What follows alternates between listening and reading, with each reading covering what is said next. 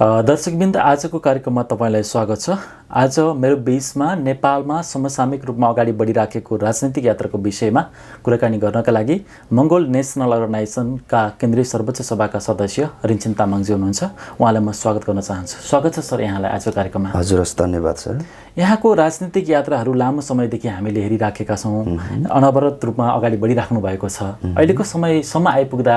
तपाईँहरूको यात्रा कहाँनिर पुगिराखेको छ? मङ्गोल नेसनल अर्गनाइजेसनको राजनैतिक दलभित्र अथवा यो सङ्गठनभित्र प्रवेश गरिसके पछाडिको दैनिकीहरू विशेष गरी नेपालको 80% बहुसङ्ख्यक मङ्गोल जनताहरूको घर दैलोमा पुग्दै यो सङ्गठनका संस्थापक प्रेसिडेन्ट महामानव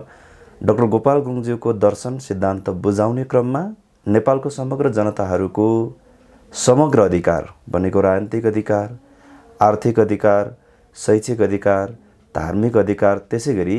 सामाजिक तथा सांस्कृतिक अधिकार प्राप्त गर्नको निमित्त चाहिँ मङ्गोल नेसनल अर्गनाइजेसनको संस्थापक प्रेसिडेन्ट महामानव डाक्टर गोपाल गुरुङज्यूले देखाउनु भएको बाटो मात्रै नेपालको अन्तिम विकल्प हो। नेपालको समग्र बहुसङ्ख्यक मङ्गोल जनताहरूले यो कुरा बुझ्नुपर्छ भन्ने विषयमा बताउने क्रममा र यही विषयमा मोटामोटी नेपालको बहुसङ्ख्यक जनताहरूको घर दैलोमा चाहर्दै हिँड्ने क्रममा र यो सिद्धान्त फैलाउने क्रममा हाम्रो दिनचर्याहरू, योभन्दा अगाडिको दिनचर्याहरू बितिराखेको अवस्था थियो। र यो हामीले बताएको मूलभूत कुराहरूलाई संस्थागत गर्नको निमित्त अथवा यसलाई अझै भनौँ हामीले सुरुवात गरेको यात्राको अन्तिम निचोड अथवा गन्तव्यको रूपमा मङ्गोल नेसनल अर्गनाइजेसन एउटा लोकतान्त्रिक सङ्गठन भएको कारणले गर्दा पनि लोकतान्त्रिक सङ्गठनले चाहिँ मुलुकभित्र हुने हरेक निर्वाचनहरू, त्यो आवधिक निर्वाचन लगायत सबै निर्वाचनहरू भनेको लोकतान्त्रिक राजनीतिक दल र सङ्गठनको निमित्त एउटा चाहिँ सेलिब्रेसन गर्नुपर्ने एउटा पर्वकै रूपमा समग्र आम जनताहरूले र चाहिँ लोकतन्त्रवादी लोकतन्त्र प्रेमी महानुभावहरूले चाहिँ यसलाई ग्रहण गर्ने भएको कारणले गर्दाखेरि पनि आजभोलिको दिनचर्या चाहिँ विशेष गरी हिजोको दिनमा डाक्टर गोपाल गुरुङज्यूको दर्शन सिद्धान्तहरू फैलाउने क्रममा व्यतीत भइराखेको थियो भने अहिलेको दैनिकी चाहिँ विशेष गरी यो चाहिँ नेपाल सरकारले घोषणा गरेको प्रदेश तथा प्रतिनिधि सभाको निर्वाचनको तयारीमा चाहिँ आजभोलिको यात्राहरू अगाडि बढिराखेको अवस्था छ सर। स्थानीय तहको निर्वाचनदेखि अब आउने प्रतिनिधि सभा र प्रदेश सभाको निर्वाचनसम्म आइपुग्दाखेरि चाहिँ मङ्गोल नेसनल अर्गनाइजेसनले चाहिँ आफ्नो आम मूलवासी मङ्गोलहरूको शक्ति सञ्चय चाहिँ कसरी गरिराखेको छ? विशेष गरी यसलाई अघि तपाईँले कोट्याउनु भएको प्रसङ्ग जस्तै सङ्गठनले भर्खरै मात्र स्थानीय तहको निर्वाचनमा आफ्नो एउटा बलियो सहभागिता जनाएर आएको अवस्था छ। स्थानीय तहको निर्वाचनमा मुलुकभरिका आम मतदाताहरूबाट जतिवटा स्थानीय तहहरूबाट यो सङ्गठनबाट उम्मेदवार उठ्नुभएको थियो, उम्मेदवार उठेको हरेक स्थानीय तहको आम मतदाताहरूको सङ्गठनप्रतिको एउटा लगाव अथवा यो मङ्गोल नेसनल अर्गनाइजेसनप्रतिको एउटा चाहिँ उहाँहरूको प्रेम हामीले अनुभूति गरेका छौँ। किनकि उहाँहरूको चाहिँ मुलुकभित्र अहिले रहेका जुन एउटा खालको चाहिँ शासन पद्धति, अहिलेका जुन शासकहरू छ, उक्त शासकहरूले देखाएका हरेक प्रलोभनहरूको चङ्गुलबाट उम्किएर मङ्गोल नेसनल अर्गनाइजेसनलाई भोट हाल्ने जुन एउटा साहस बटुलेर यो दललाई चाहिँ भोट हाल्ने एउटा चाहिँ चेष्टा गर्नुभएको छ अथवा जुन एउटा खालको चाहिँ उहाँले निर्विक एउटा कदम उठाउनु भएको छ, यो कदम पछाडि सङ्गठनले देशको विभिन्न स्थानीय तहहरूबाट उठेका उम्मेदवारहरूले प्राप्त गरेको मत भारलाई हामीले मूल्याङ्कन गरेर हेर्दाखेरि सङ्गठनप्रति अहिले देशभरिको आम नागरिकहरूको एक खालको चासो, एक खालको चिन्ता, एक खालको विश्लेषण, एक खालको चाहिँ बहसको विषय पक्कै पनि बनेको छ। र गत स्थानीय तहको निर्वाचन पछाडि अहिलेको यो बिचको जुन एउटा खालको टाइम ड्युरेसन जुन भयो करिब 3-4 महिनाको अन्तराल, यो 3-4 महिनाको अन्तरालमा पनि जनताहरूले फेरि एक खालको नयाँ अनुभवहरू प्राप्त गरिसकेको अवस्था छ कि 2079 वैशाख 30 गते सम्पन्न भएको स्थानीय तहको निर्वाचनमा मङ्गोल नेसनल अर्गनाइजेसनलाई जनताहरूबाट प्रत्यक्ष रूपमा निर्वाचित भएर त्यहाँ पुग्न नदिनको निमित्त फ्याँकिएका जति पनि त्यो खालको बल्छीहरू थियो अथवा त्यो खालको भ्रमहरू थियो, त्यो भ्रमहरूलाई चाहिँ यो 3-4 महिनाको अन्तरालमा उक्त व्यक्तिहरू चाहिँ अलिकति छद्मवेशी प्रकारले आएको रहेछन् भन्ने कुरा जनताहरूले बुझेको कारणले गर्दाखेरि पनि स्थानीय तहको निर्वाचनको मत परिणाम घोषणा भएदेखि यता आएको जुन यो करिब करिब 4 महिनाको समय अवधि छ, यो समय अवधिभित्र मङ्गोल सन्नाइसन प्रति देशभरिको आम नागरिकहरूको जुन एउटा खालको भावना छ, त्यो भावनालाई चाहिँ हामीले समेटेर अहिले सङ्गठनले प्रतिनिधि सभा र प्रदेश सभाको निर्वाचनमा बलियो प्रकारले यो सङ्गठनले एउटा खालको ड्यासिङ दिने गरेर चाहिँ आम मतदाताहरूको हामीले शक्ति चाहिँ सिन्चित गरेर अगाडि बढिराखेको अवस्था अहिलेको अवस्था चाहिँ हो सर खासमा। अहिलेको समयमा आम राजनीतिक दलहरूले जुन बिगुल फुकेर हिँडिराखेको छ, त्योभन्दा अलिकति पृथक खालको चाहिँ हाम्रो एजेन्डाहरू छ भनेर कुन खालको चाहिँ एजेन्डाहरू लिएर चाहिँ तपाईँहरू जनताको बिचमा जाँदै हुनुहुन्छ अब आउने निर्वाचन? हो, अबको यो विशेष गरी मूल एजेन्डाकै विषयमा कुराहरू आयो। विगत नेपालको चाहिँ पछिल्लो राजनीतिक घटना परिघटनालाई हेर्ने हो भने त मुलुकमा अहिले भइराखेको राजनीति भनेको एजेन्डाविहीन मुद्दाविहीन राजनीतिमा जनताहरूलाई एउटा खालको झुक्क्याउने चेष्टा मात्रै भइराखेको अवस्था छ। नेपालको समग्र जनताहरूको हितमा यो देश नेपालको सर्वाङ्गीण विकासको सवालमा चाहिँ मूल एजेन्डाहरूसहित अगाडि बढेको राजनीतिक दल चाहिँ मङ्गोल सन्नाइसन मात्रै हो भन्ने चाहिँ हाम्रो करिब करिब एउटा खालको दावा अथवा दाबी नै हाम्रो त्यो हो। त्यो किन पनि त्यसो हो भन्दाखेरि नेपालको राजनीतिलाई हामीले अलिकति अध्ययन गरेर इतिहासदेखि आज हामीले वर्तमानसम्मको इतिहासलाई अलिकति कोट्याएर हेऱ्यौँ भने 2007 सालको क्रान्तिको बेलामा एउटा खालको एजेन्डा बोकेर हिँडेका त्यति बेलाका तत्कालीन नेपाली कङ्ग्रेसहरू आज चाहिँ मुद्दा एजेन्डा विहीन भएर अरू राजनीतिक दलले उठाएको मुद्दा र एजेन्डालाई नै आफ्नो एजेन्डा बनाएर हिँड्नुपर्ने ठाउँ पुगेको अवस्था छ। त्यसै गरी 46-47बाट उठेको कम्युनिस्टको कुरा गरौँ अथवा 52-53बाट सुरु गरेको कथित युद्ध पछाडि मुलुकमा जन्मिएका 62-63 पछि देखा परेका माओवादीको कुरा नै किन नगरौँ, अहिलेको नेपालको जल्दबल्दा राजनीतिक दलको रूपमा देखिएका यो सबै पार्टीहरूमा अहिले एजेन्डाविहीन निर्वाचनमा उनीहरू लागिराखेका छन्। किन पनि एजेन्डाविहीन भन्दैछु मैले भन्दाखेरि यदि उनीहरूसँग एजेन्डा हुन्थ्यो भने गत 2074 सालको प्रदेश तथा प्रतिनिधि सभाको निर्वाचनको एजेन्डा उनीहरूको अगाडि के थियो भन्दा चाहिँ देशले काँचुली फेर्नको निमित्त र देशको समग्र नागरिकहरूको हित हुनको निमित्त मुलुकभित्र चाहिँ एउटा खालको स्थायी राजनीतिक अभ्यासको सुरुवात हुनुपर्छ। देशमा स्थिर सरकार हुन सकेन, अस्थिर सरकार भए पछाडि एउटा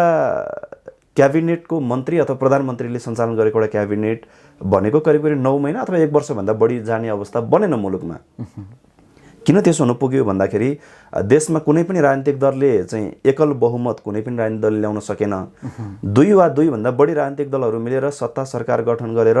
देशलाई अगाडि बढाउँदै गर्दाखेरि सत्ता गठबन्धनभित्रकै राजनीतिक दलहरूको चाहिँ उनीहरूको जुन भागभण्डा हुन्छ त्यो भागभण्डा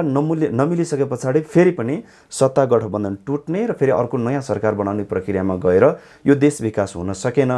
यसको निमित्त मुलुकभरको आम मतदाताहरूले सक्नुहुन्छ भने 2/3 बहुमत, त्यो सक्नु भएन भने कमसेकम एकल बहुमत पुग्ने गरेर चाहिँ वाम गठबन्धनको नाममा हामीलाई जिताइदिनुहोस्, 5 वर्षसम्म हामी एकलौटी सरकार र सत्ता चलाएर हामीले चाहे जस्तो परिवर्तन ल्याएर दिन सक्छौँ भनेर 2074 सालको प्रदेश प्रतिनिधि सभाको निर्वाचनको बेलामा नेपालको समग्र जनताहरूको भावना खिचेर जनतालाई पनि के लाग्यो भन्दाखेरि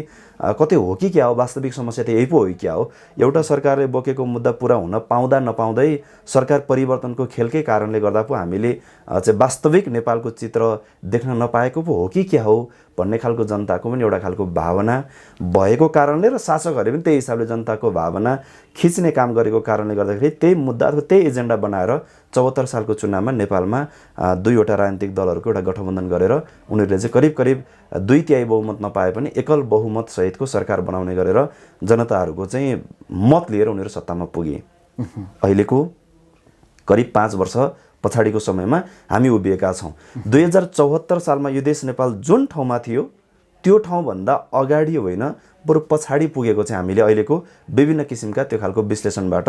देख्न सक्छौँ। उदाहरणको निमित्त 2074 साल ताकाकै हामी चाहिँ कुरा गरौँ। 2074 सालको प्रदेश प्रतिनिधि सभाको निर्वाचन चल्दै गर्ने बेलामा नेपालको एउटा नेपाली नागरिकको टाउकोमाथि करिब करिब 30 देखि 35 हजारको हाराहारीमा ऋण थियो हाम्रो टाउकोमा। आज 5 वर्ष पछाडि त्यो त घटेर जानुपर्ने ठाउँमा 5 वर्ष पछाडि त्यसको झन्डै 2 गुणा बढी भनेको करिब अहिले नेपाली नागरिकहरूको टाउकोमा झन्डै 60 देखि 65 हजार ऋणको भार चाहिँ हाम्रो टाउकोमा अहिले पर्न पुगेको छ। भनेको यो 5 वर्षको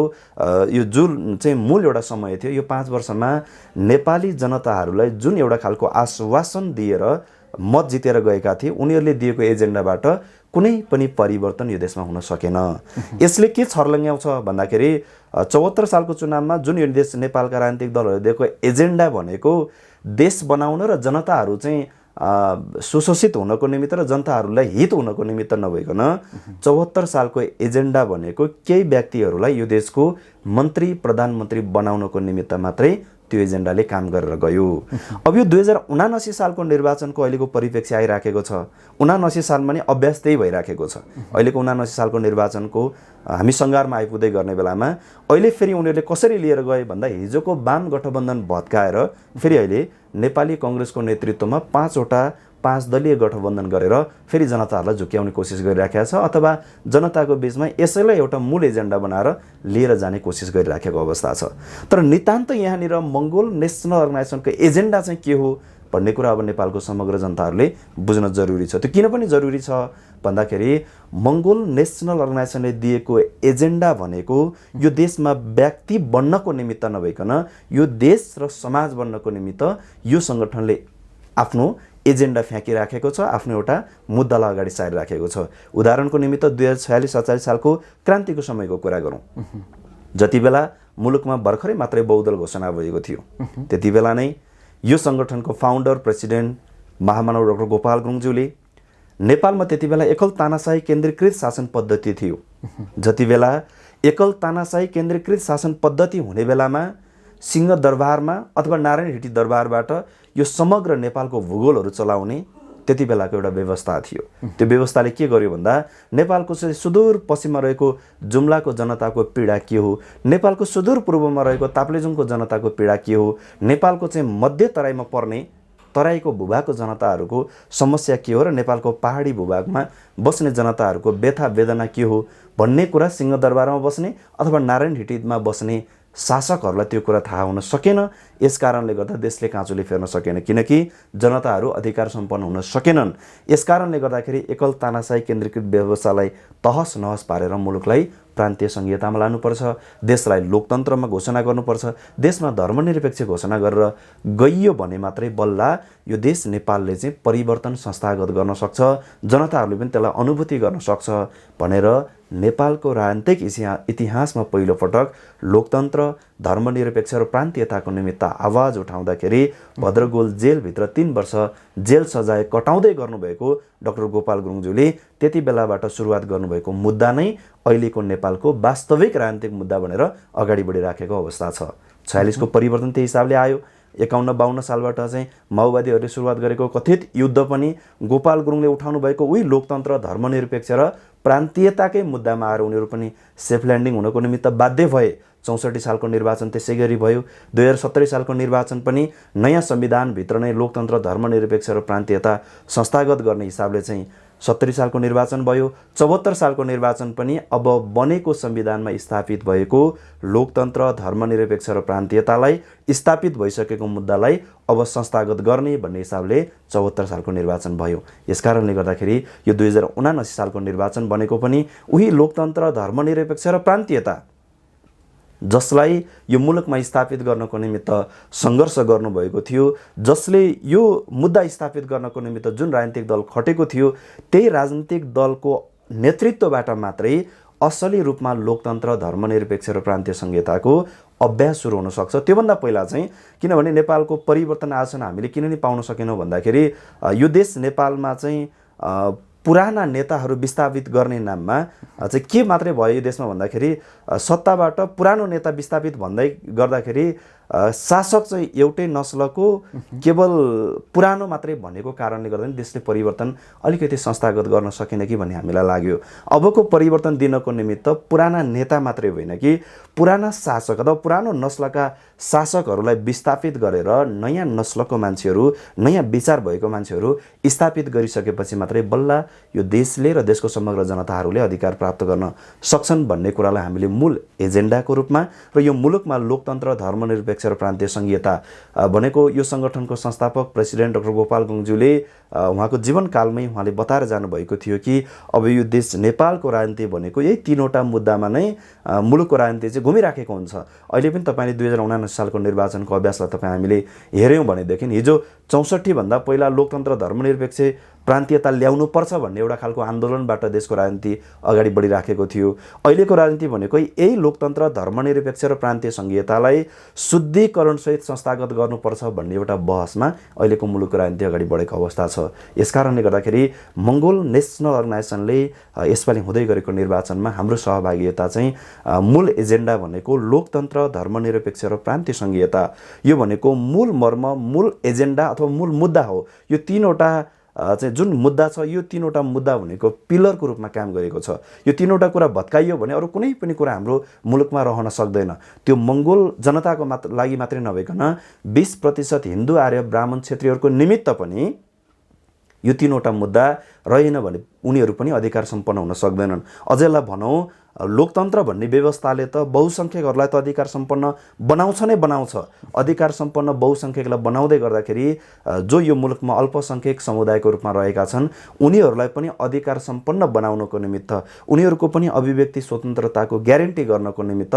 आवश्यक पर्ने मुद्दा भनेको अथवा आवश्यक पर्ने एजेन्डा भनेको लोकतन्त्र धर्मनिरपेक्ष र प्रान्तीयता भएको कारणले गर्दाखेरि नि देशको अहिलेको वास्तविक राजनीति यहाँनिर अड्किराखेको छ। तर अहिले यति बेला यो देशको समग्र जनताहरूले यो लोकतन्त्र धर्मनिरपेक्ष र प्रान्तीयताको मूल मुद्दालाई चाहिँ वास्तविक रूपमा जनताले बुझेको खण्डमा र यसको वास्तविक अभ्यासको निमित्त मङ्गोल अर्गनाइजेसनले नेतृत्व सँगालेको खण्डमा चाहिँ आजसम्म देशको चाहिँ बहुसङ्ख्यक जनताहरूलाई जुन हिसाबले झुक्क्याएर शासन गरेर बसिराखेका मान्छेहरू थिए, जुन हिसाबले देशको 80% अङ्गलाई चाहिँ चल्नै नसक्ने बनाएर 20% अङ्गलाई मात्रै एक्टिभ बनाएर बसेका शासकहरू थिए, उनीहरू चाहिँ कहिले पनि शासन पद्धतिमा अथवा उनीहरू चाहिँ कहिले पनि शासकीय व्यवस्थाको नेतृत्व गर्ने ठाउँमा अथवा मूल प्रवाहमा आउन सक्दैनौँ भन्ने कुरा बुझेको कारणले गर्दा मङ्गोल अर्गनाइजेसनको दर्शन सिद्धान्त नबुझ्योस् भनेर यो सङ्गठनले उठाएको मूल एजेन्डा जनताले चाहिँ प्राप्त गर्न नसकोस् र यो विषयमा बहसै नगरोस् भन्नको निमित्त चाहिँ अहिले नयाँ नयाँ नाराहरू दिएर चाहिँ जनताको भावना खिच्ने काम गरिराखेको अवस्था छ। तर यसपालिको निर्वाचनमा मङ्गोल अर्गनाइजेसनले स्पष्ट रूपमा जनताको बिचमा यो देशमा चाहिँ लोकतन्त्र धर्मनिरपेक्ष र प्रान्तीयता भनेको यो चाहिँ असली अभ्यासमा लिएर जानु पर्यो र यो देश परिवर्तन गर्ने सवालमा चाहिँ यो मुलुकमा इमान्दार नेतृत्वको खाँचो छ। त्यो नेतृत्व भनेको केवल अब मङ्गोल अर्गनाइजेसनले वैकल्पिक शक्तिको रूपमा होइन, देश परिवर्तन गर्नको निमित्त प्राथमिक शक्तिको रूपमा हामी तयार छौँ भन्ने हिसाबले नै यसपालाको निर्वाचनमा चाहिँ हामी जनताको बिचमा जाने तयारी गरिराखेको अवस्था छ।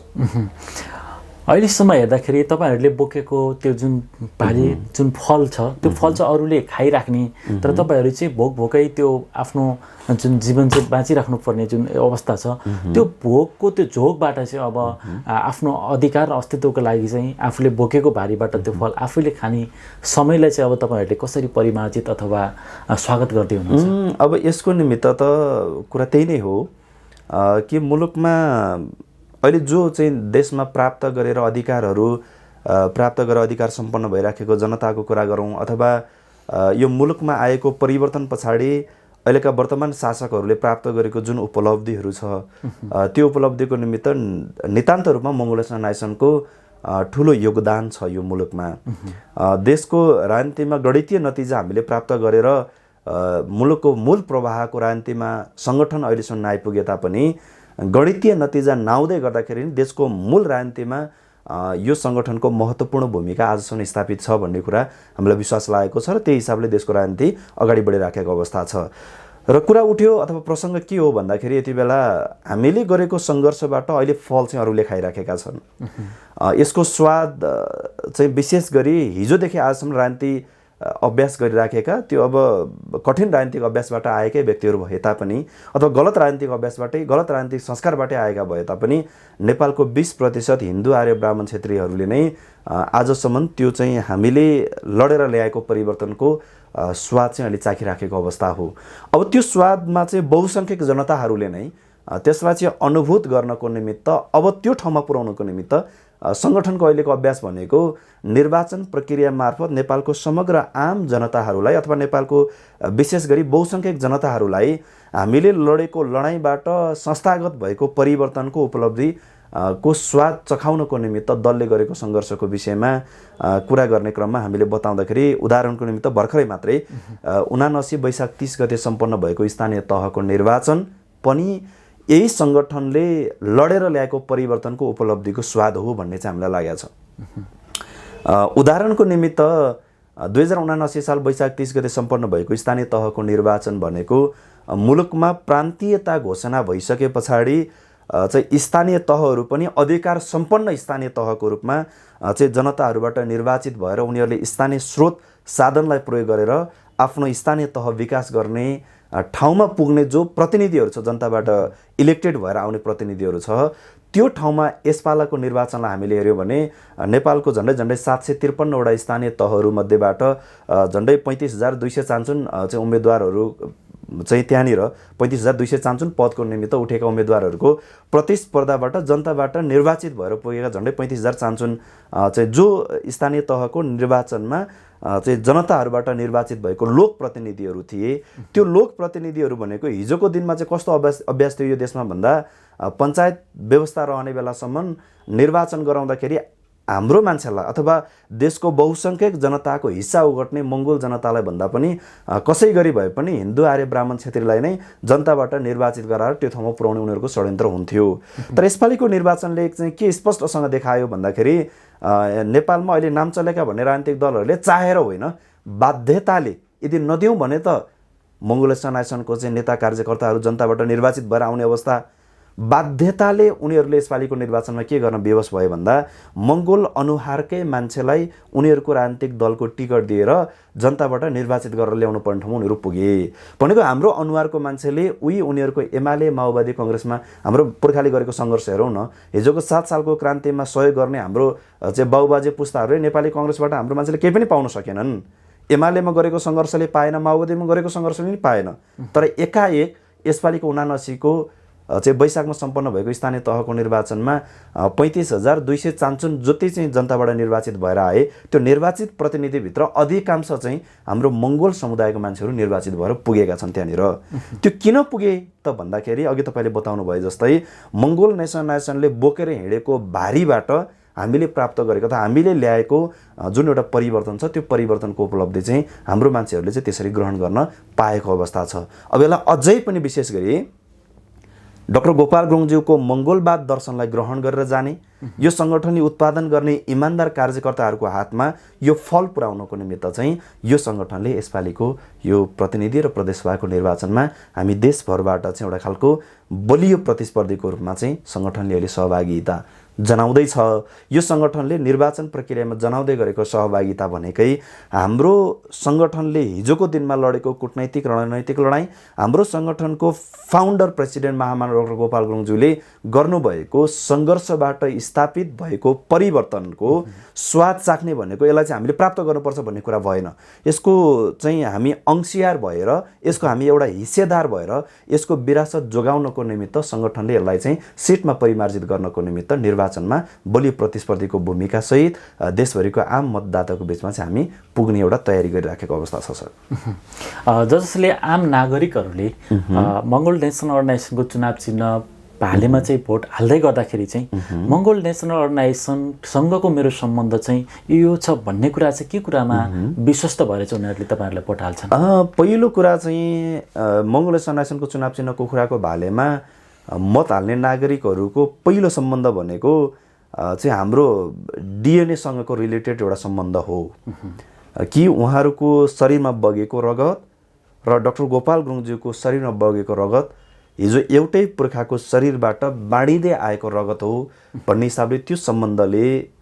एक किसिमको मान्छेले भोट हाल्छन्।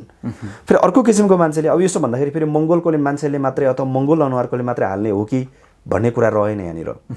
कि यो देशमा हिजो इभन बाहुन क्षेत्रीहरू नै पनि हिजो देशमा राजतन्त्र राणातन्त्र रहने बेलामा बाहुन क्षेत्रीहरू पनि एउटा खालको दबावमा बस्न विवश थिए। बाहुन क्षेत्रीभित्रको झन् यो नारीहरूमाथिको विभेद त चरम सीमामा उनीहरूको स्टिल अहिले पनि पुर्याइराखेको अवस्था छ। आज देशको राष्ट्रपति बन्ने ठाउँमा हिन्दू आर्य ब्राह्मण क्षेत्रीको छोरी चेलीबेटीहरू देशको आज राष्ट्रको राष्ट्रप्रमुख बन्ने ठाउँमा पुगेको छ। यो के कारणले प्राप्त भयो भन्दाखेरि ऊ जन्मिँदाखेरि बाहुन क्षेत्रीको कोखमा जन्मेको कारणले होइन। यो देशमा डाक्टर गोपाल गुरुङज्यूले लोकतन्त्र, धर्मनिरपेक्ष र प्रान्तीय संहिताको निमित्त उहाँले लडिदिनु भएको कारणले गर्दा उहाँको लडाइँपछि स्थापित भएको परिवर्तनले चाहिँ के नारी के पुरुष सबैले बराबरी अधिकार प्राप्त गर्न सक्नुपर्छ भन्ने खालको एउटा खालको व्यवहारिक बहस सुरु भइसके पछाडि डाक्टर गोपाल गुरुङज्यूले लडेको परिवर्तनको कारणले गर्दाखेरि बाहुन क्षेत्रीहरू नै आज सत्तामा शक्तिमा पुगेर चाहिँ आज यो देशलाई हाँक्ने अवसर प्राप्त गरेको अवस्था छ। यस कारणले गर्दाखेरि मङ्गोल नेसनल अर्गनाइजेसनलाई हाल्ने भोट अथवा हाल्ने मत भनेको अथवा यो सङ्गठनको चुनाव चिन्ह कुखुराको भालेमा भोट हाल्नको निमित्त एउटा सम्बन्ध भनेको समग्र आम देशभरिको मङ्गोल समुदायहरूले उहाँहरूको शरीरमा बगेको रगत र मङ्गोल अर्गनाइजेसनले उठाएको राजनीतिक एजेन्डा भनेको चाहिँ हाम्रो अधिकारको निमित्त नै हो भन्ने कुरा बुझेर त्यो हिसाबले एउटा सम्बन्ध स्थापित गरेर मत हाल्छन् भने दोस्रो कुरा चाहिँ देशमा लोकतन्त्र, धर्मनिरपेक्ष र प्रान्तीय संहिता यो चाहिँ मङ्गोल जनताको लागि मात्रै होइन देशको समग्र बाहुन क्षेत्रीहरू सहितको 100% जनताहरूको आवश्यकता हो भनेर बुझ्ने मान्छेहरूले चाहिँ लोकतन्त्र, धर्मनिरपेक्ष र प्रान्तीय संहिताको साइनो अनुसारको मत चाहिँ यो सङ्गठनको चुनाव चिन्ह कुखुराको भालेमा हालिराखेको चाहिँ हामीले पर्याप्त मात्रामा त्यो खालको उदाहरण पाइराखेको अवस्था हो सर। आम मूलवासी मङ्गलहरूले चाहिँ जहिले पनि फलहरू रोप्दाखेरि चाहिँ जहिले पनि चाहिँ त्यो बिउ रोप्दाखेरि चाहिँ उनीहरूले चाहिँ जहिले पनि पत्थरमा रोपिराख्ने र पछि आएर त्यो आफ्नै औँला चाहिँ त्यो पत्थरमा ठेस लागे पछाडि पनि म त्यही फेरि पत्थरमा नै म रोप्छु भनेर एउटा खालको चेतना चाहिँ उनीहरूको विकास भइराखेको जस्तो देखिन्छ। तर एउटा मलिलो माटो, यो माटोसँग चाहिँ मेरो जन्मैदेखिको सम्बन्ध छ, पुर्खादेखिको सम्बन्ध छ भनेर उनीहरूले त्यो चिन्ने दिन चाहिँ अब आएको हो। कसरी आएको त्यसलाई बताइदिनुहोस् न। अवश्य पनि त्यो समय अब सुरुवात भयो। हाम्रो मान्छेहरूले तत्कालै निर्णय परिवर्तन गर्न नसक्नुको मूल एउटा कारण पनि त्यहाँभित्र नेपालको अहिलेको राजनीतिक चरित्रले पनि एउटा खालको भूमिका खेलेको छ। के तपाईँले अघि बताउनु भए जस्तै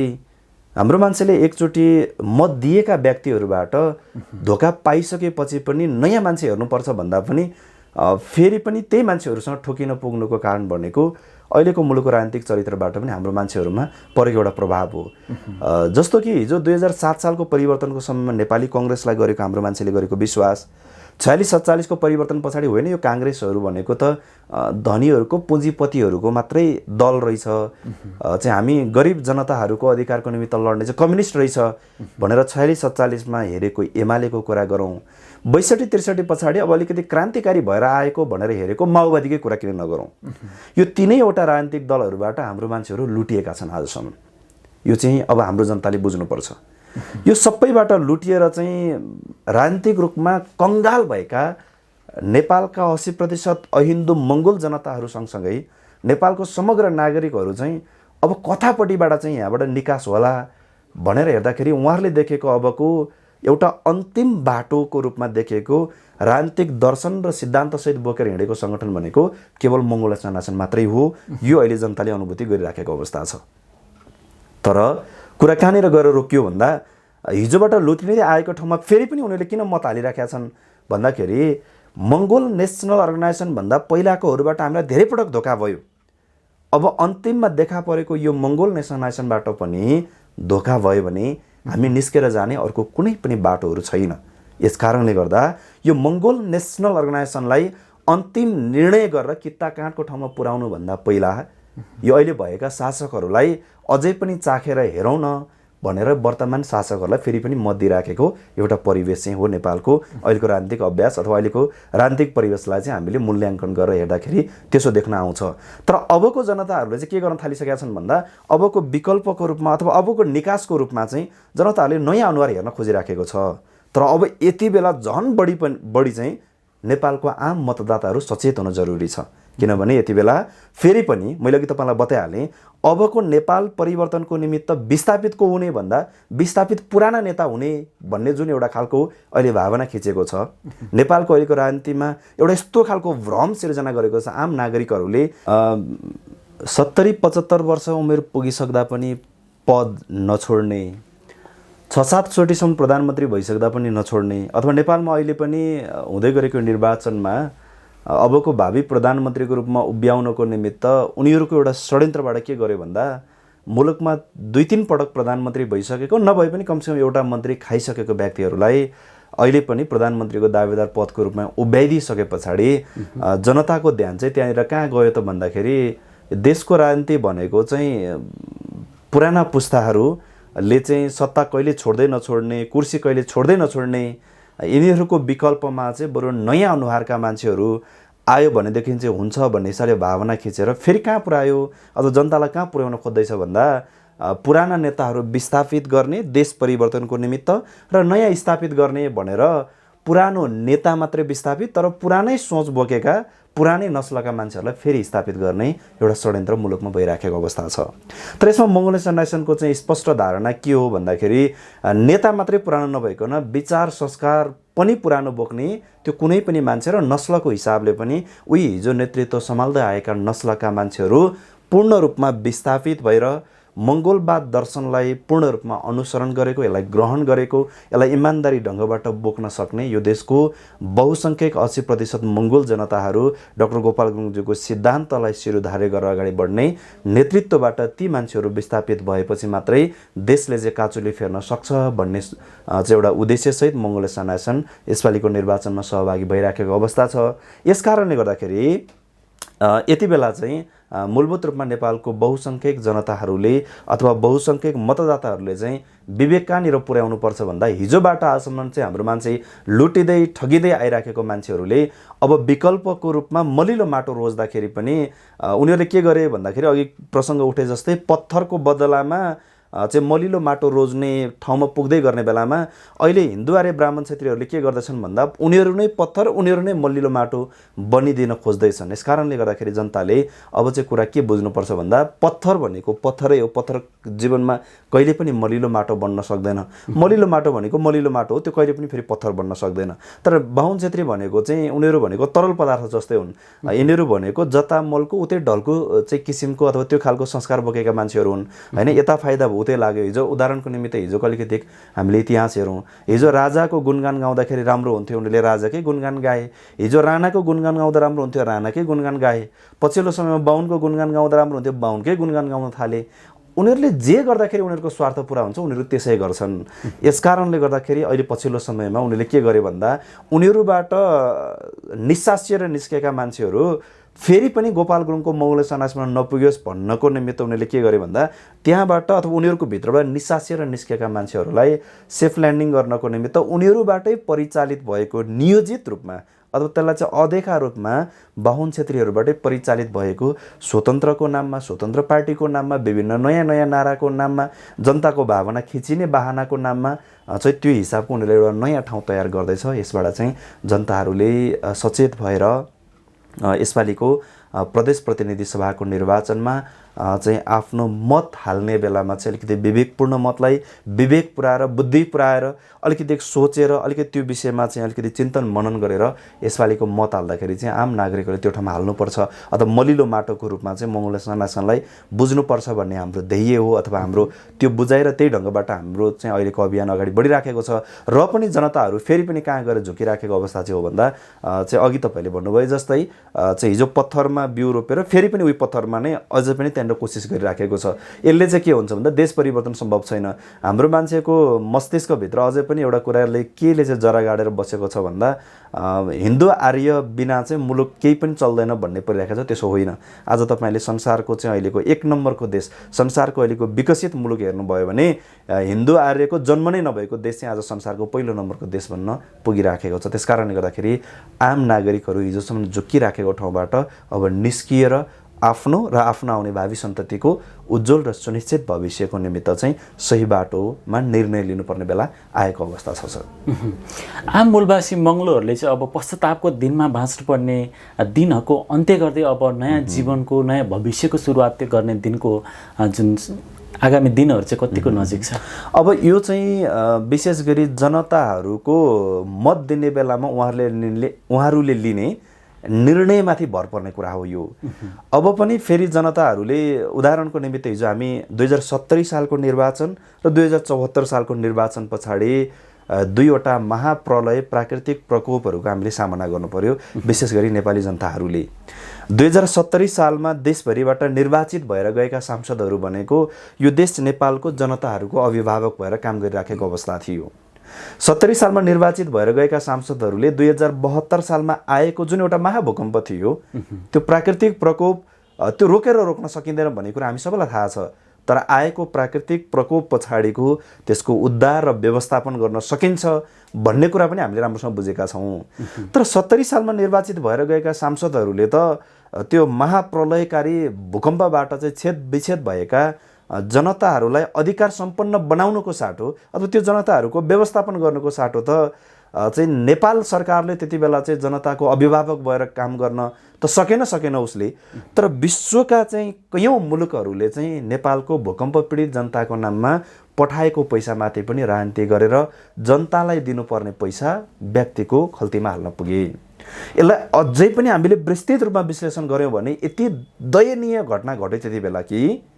72 सालको महाभूकम्पको बेलामा महाभूकम्पले थिलथिलो पारेको नेपालको विशेष गरी अहिलेको यो वर्तमान बागमती प्रदेशको भूभागको जनताहरूले त्यति बेला चाहिँ आवासको निमित्त चाहिँ अरू देशले गरेको सहयोग रकम पाउनको निमित्त कति दुःख झेल्नु पर्यो। तर खाने बेलामा बागमती प्रदेशको नेतृत्व गरेर सत्तामा पुगेका बाहुन छेत्रीले कुरा छोडिदिनुहोस्, देशको कुना कन्दराबाट निर्वाचन जितेर आएका बाहुन छेत्रीले समेत त्यो रकम खाइदिए।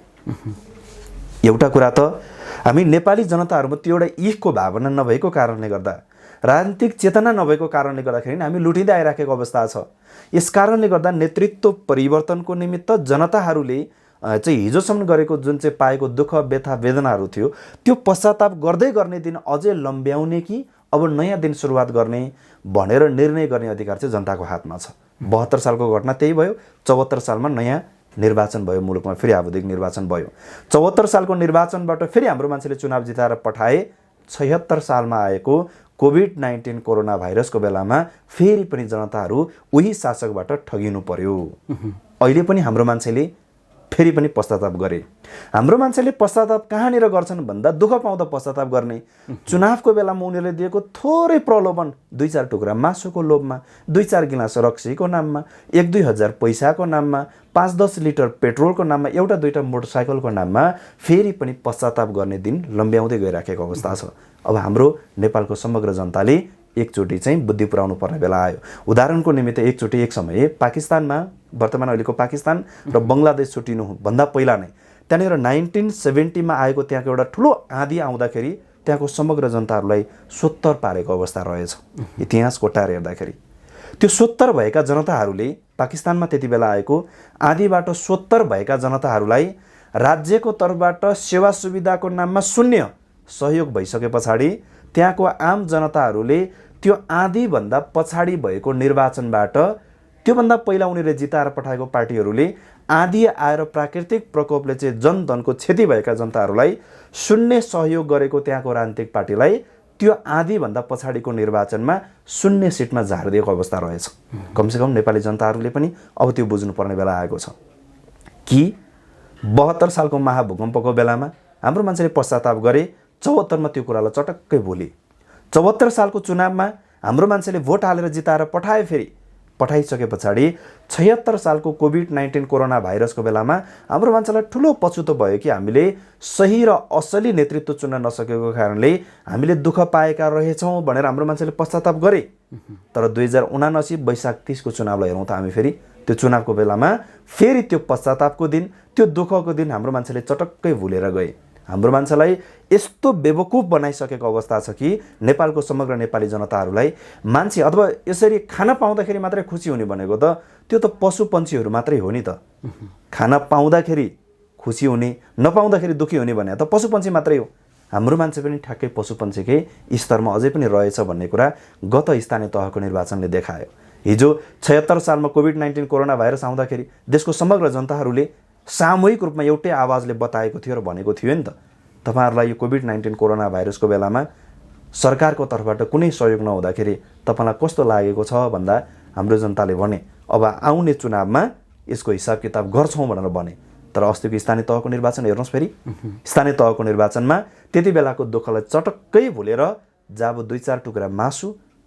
एक छाक मिठो खानाको नाममा 2-4 गिलास रक्सीको नाममा 2-4 हजार पैसाको नाममा दुःख चटक्कै भुलेर हाम्रो मान्छेले भोट हालिदिए। अबको 5 वर्षको गतिविधि त्यस्तै हुन्छ। यस कारणले गर्दाखेरि यो मङ्सिर 4 गते सम्पन्न हुँदै गरेको निर्वाचनमा तपाईँले भोट हाल्ने बेलामा भोट हाल्नुभन्दा 2-4 दिन अगाडि तपाईँको गाउँ बस्तीमा छिरेर तपाईँलाई खुवाउने मासु भोज भत्तेरमा 2-4 हजार पैसालाई सम्झेर दुःख कदापि नभुल्नुहोला। तपाईँहरूले भोट हाल्ने बेलामा फेरि पनि हिजो पाएको दुःख भुल्नुभयो भने फेरि पनि यस्तै महाप्रलयकारी चाहिँ प्रकोप आउने बेलामा फेरि पनि तपाईँले टाउकोमा हात राखेर बस्नुपर्ने दिन फेरि पनि लम्बिएर जान सक्छ। यस कारणले गर्दा नयाँ दिनको सुरुवातको निमित्त तपाईँले मत हाल्ने एउटै मात्रै अन्तिम ठाउँ भनेको चाहिँ मङ्गोल नेसनल आयोजनको चुनाव चिन्ह कुखुराको बाली हो सर। अहिले हेर्दाखेरि त जुन रूपमा हामीले बिहान बेलुका किनेर खाने एउटा सागको मुठामा पनि राजनीति हुन्छ र नेपालको परिप्रेक्ष्यमा हेर्ने हो भने अहिलेका राजनीतिक दलहरूलाई हेर्ने हो भने त मान्छेको जन्ममाथि पनि राजनीति, मृत्युमाथि पनि राजनीति, हरेक ठाउँमा राजनीति छ। तर हाम्रो मान्छे जो मूलवासी मङ्गलहरू हुनुहुन्छ उहाँहरू सम्पूर्णले चाहिँ एउटा राजनीतिलाई चाहिँ फेरि राजनीति गर्नुहुन्न, राजनीति भनेको चाहिँ छुट्टै तरिकाले गर्ने मान्छेहरूको लागि मात्र हो भने जस्तो हिसाबले चाहिँ उनीहरूले आफ्नो अभिव्यक्त गर्छन् नि। त्यसमा चाहिँ त्यो चेतनाको आधारलाई चाहिँ कसरी हेर्न सकिन्छ? अब अनि यो त अब नेपालको अहिलेसम्मको राजनीतिक अभ्यास नै त्यही हिसाबले भएको कारणले गर्दाखेरि पनि हाम्रो मान्छेहरूको चेतनामा र हाम्रो मान्छेहरूमा राजनैतिक चेतना चाहिँ हुनुपर्छ भन्ने खालको सोच चाहिँ आएन। तर अबको पछिल्लो समयको यो अहिलेको नयाँ जेनेरेसन जो अहिले मुलुकमा विकास भएर गइराखेको छ, तपाईँ चाहिँ राजनीतिमा आउनु भएन भने तपाईँभन्दा पनि गँवार मान्छेहरूबाट तपाईँ शासित हुनको निमित्त तपाईँ तयार हुनुपर्छ भन्ने घटनासँग चाहिँ यो जोडिन आउँछ। र नेपालको आम मूलवासी मङ्गोल समुदायहरूको बुझाइ पनि ठ्याक्कै त्यहाँनिर गएर के जोडिन पुग्यो त भन्दाखेरि नेपालमा जति बेला राजनीतिक संस्कार र राजनीतिक अभ्यास सुरुवात भयो, त्यो राजनीतिक अभ्यास सुरुवात गर्ने मान्छेहरू भनेकै हाम्रो चाहिँ साझा शत्रुहरू थिए। हाम्रो साझा शत्रु भएको कारणले गर्दाखेरि उनीहरूले के बुझाउँदै गए त अथवा समाजको माइन्ड सेट चाहिँ कसरी बनाउँदै लगे त भन्दा यो राजनीतिले चाहिँ हामीलाई व्यक्तिगत रूपमा केही पनि फाइदा दिँदैन, यो राजनीतिले चाहिँ केवल राजनीति गर्ने मुठ्ठीभरका मान्छेलाई मात्रै यसले चाहिँ त्यसको उपलब्धिहरू चाहिँ प्रदान गर्दछ हैन, त्यसको चाहिँ फलहरू चाहिँ उसले चाहिँ ग्रहण गर्न पाउँदछ अथवा त्यो फलको स्वाद चाहिँ त्यसले चाख्न पाउँदछ। हामी जतिको मान्छेले चाहिँ राजनीति गर्न सक्दैनौँ अथवा हामी जतिको चाहिँ मस्तिष्क भएका मान्छेहरू र हामी जतिको सोच भएका मान्छेहरूको निमित्त चाहिँ यो राजनीति होइन भन्ने खालको एउटा संस्कार विकास गरिदिएको कारणले गर्दाखेरि पनि नेपालको आम मूलवासी मङ्गोल समुदायहरूले राजनीतिप्रति त्यो खालको चासो र चिन्ता व्यक्त गरेको पाउन सक्दैनौँ। तर अबको नयाँ जेनेरेसनहरूमा चाहिँ एउटा खालको के परिवर्तन आउन थाल्यो त भन्दाखेरि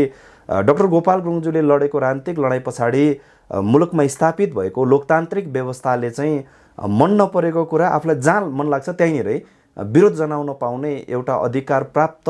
व्यवस्थाको रूपमा लोकतन्त्र स्थापित भइसके पछाडि हाम्रो मान्छेहरूले पनि मन नपरेको कुरा चाहिँ मुलुकको निमित्त अहित हुने चाहिँ विषयहरूमा विरोध जनाउन थालिसकेको कारणले गर्दाखेरि पनि अबको राजनीतिक चेतना विकास भएर चाहिँ गइराखेको अवस्था छ। यस कारणले गर्दाखेरि अबको जेनेरेसनले चाहिँ के बुझ्दैछन् भन्दाखेरि हिजोको दिनमा सिकाएको अथवा हिजोको दिनमा समाजमा गरेको जुन एउटा खालको माइन्ड सेट थियो त्यो माइन्ड सेटले चाहिँ समग्र नेपालको चाहिँ मूलवासी मङ्गोल समुदायहरूमा राजनीति भनेको अलिकति फोहोरी खेल हो, राजनीति भनेको एउटा समुदाय विशेष व्यक्तिहरूले गर्ने मात्रै हो भन्ने हिसाबले सिकाएर गयो नि त। नेपालको हकमा त एउटा खालको नेपालको अहिलेको वातावरण र अहिलेको चाहिँ सोसल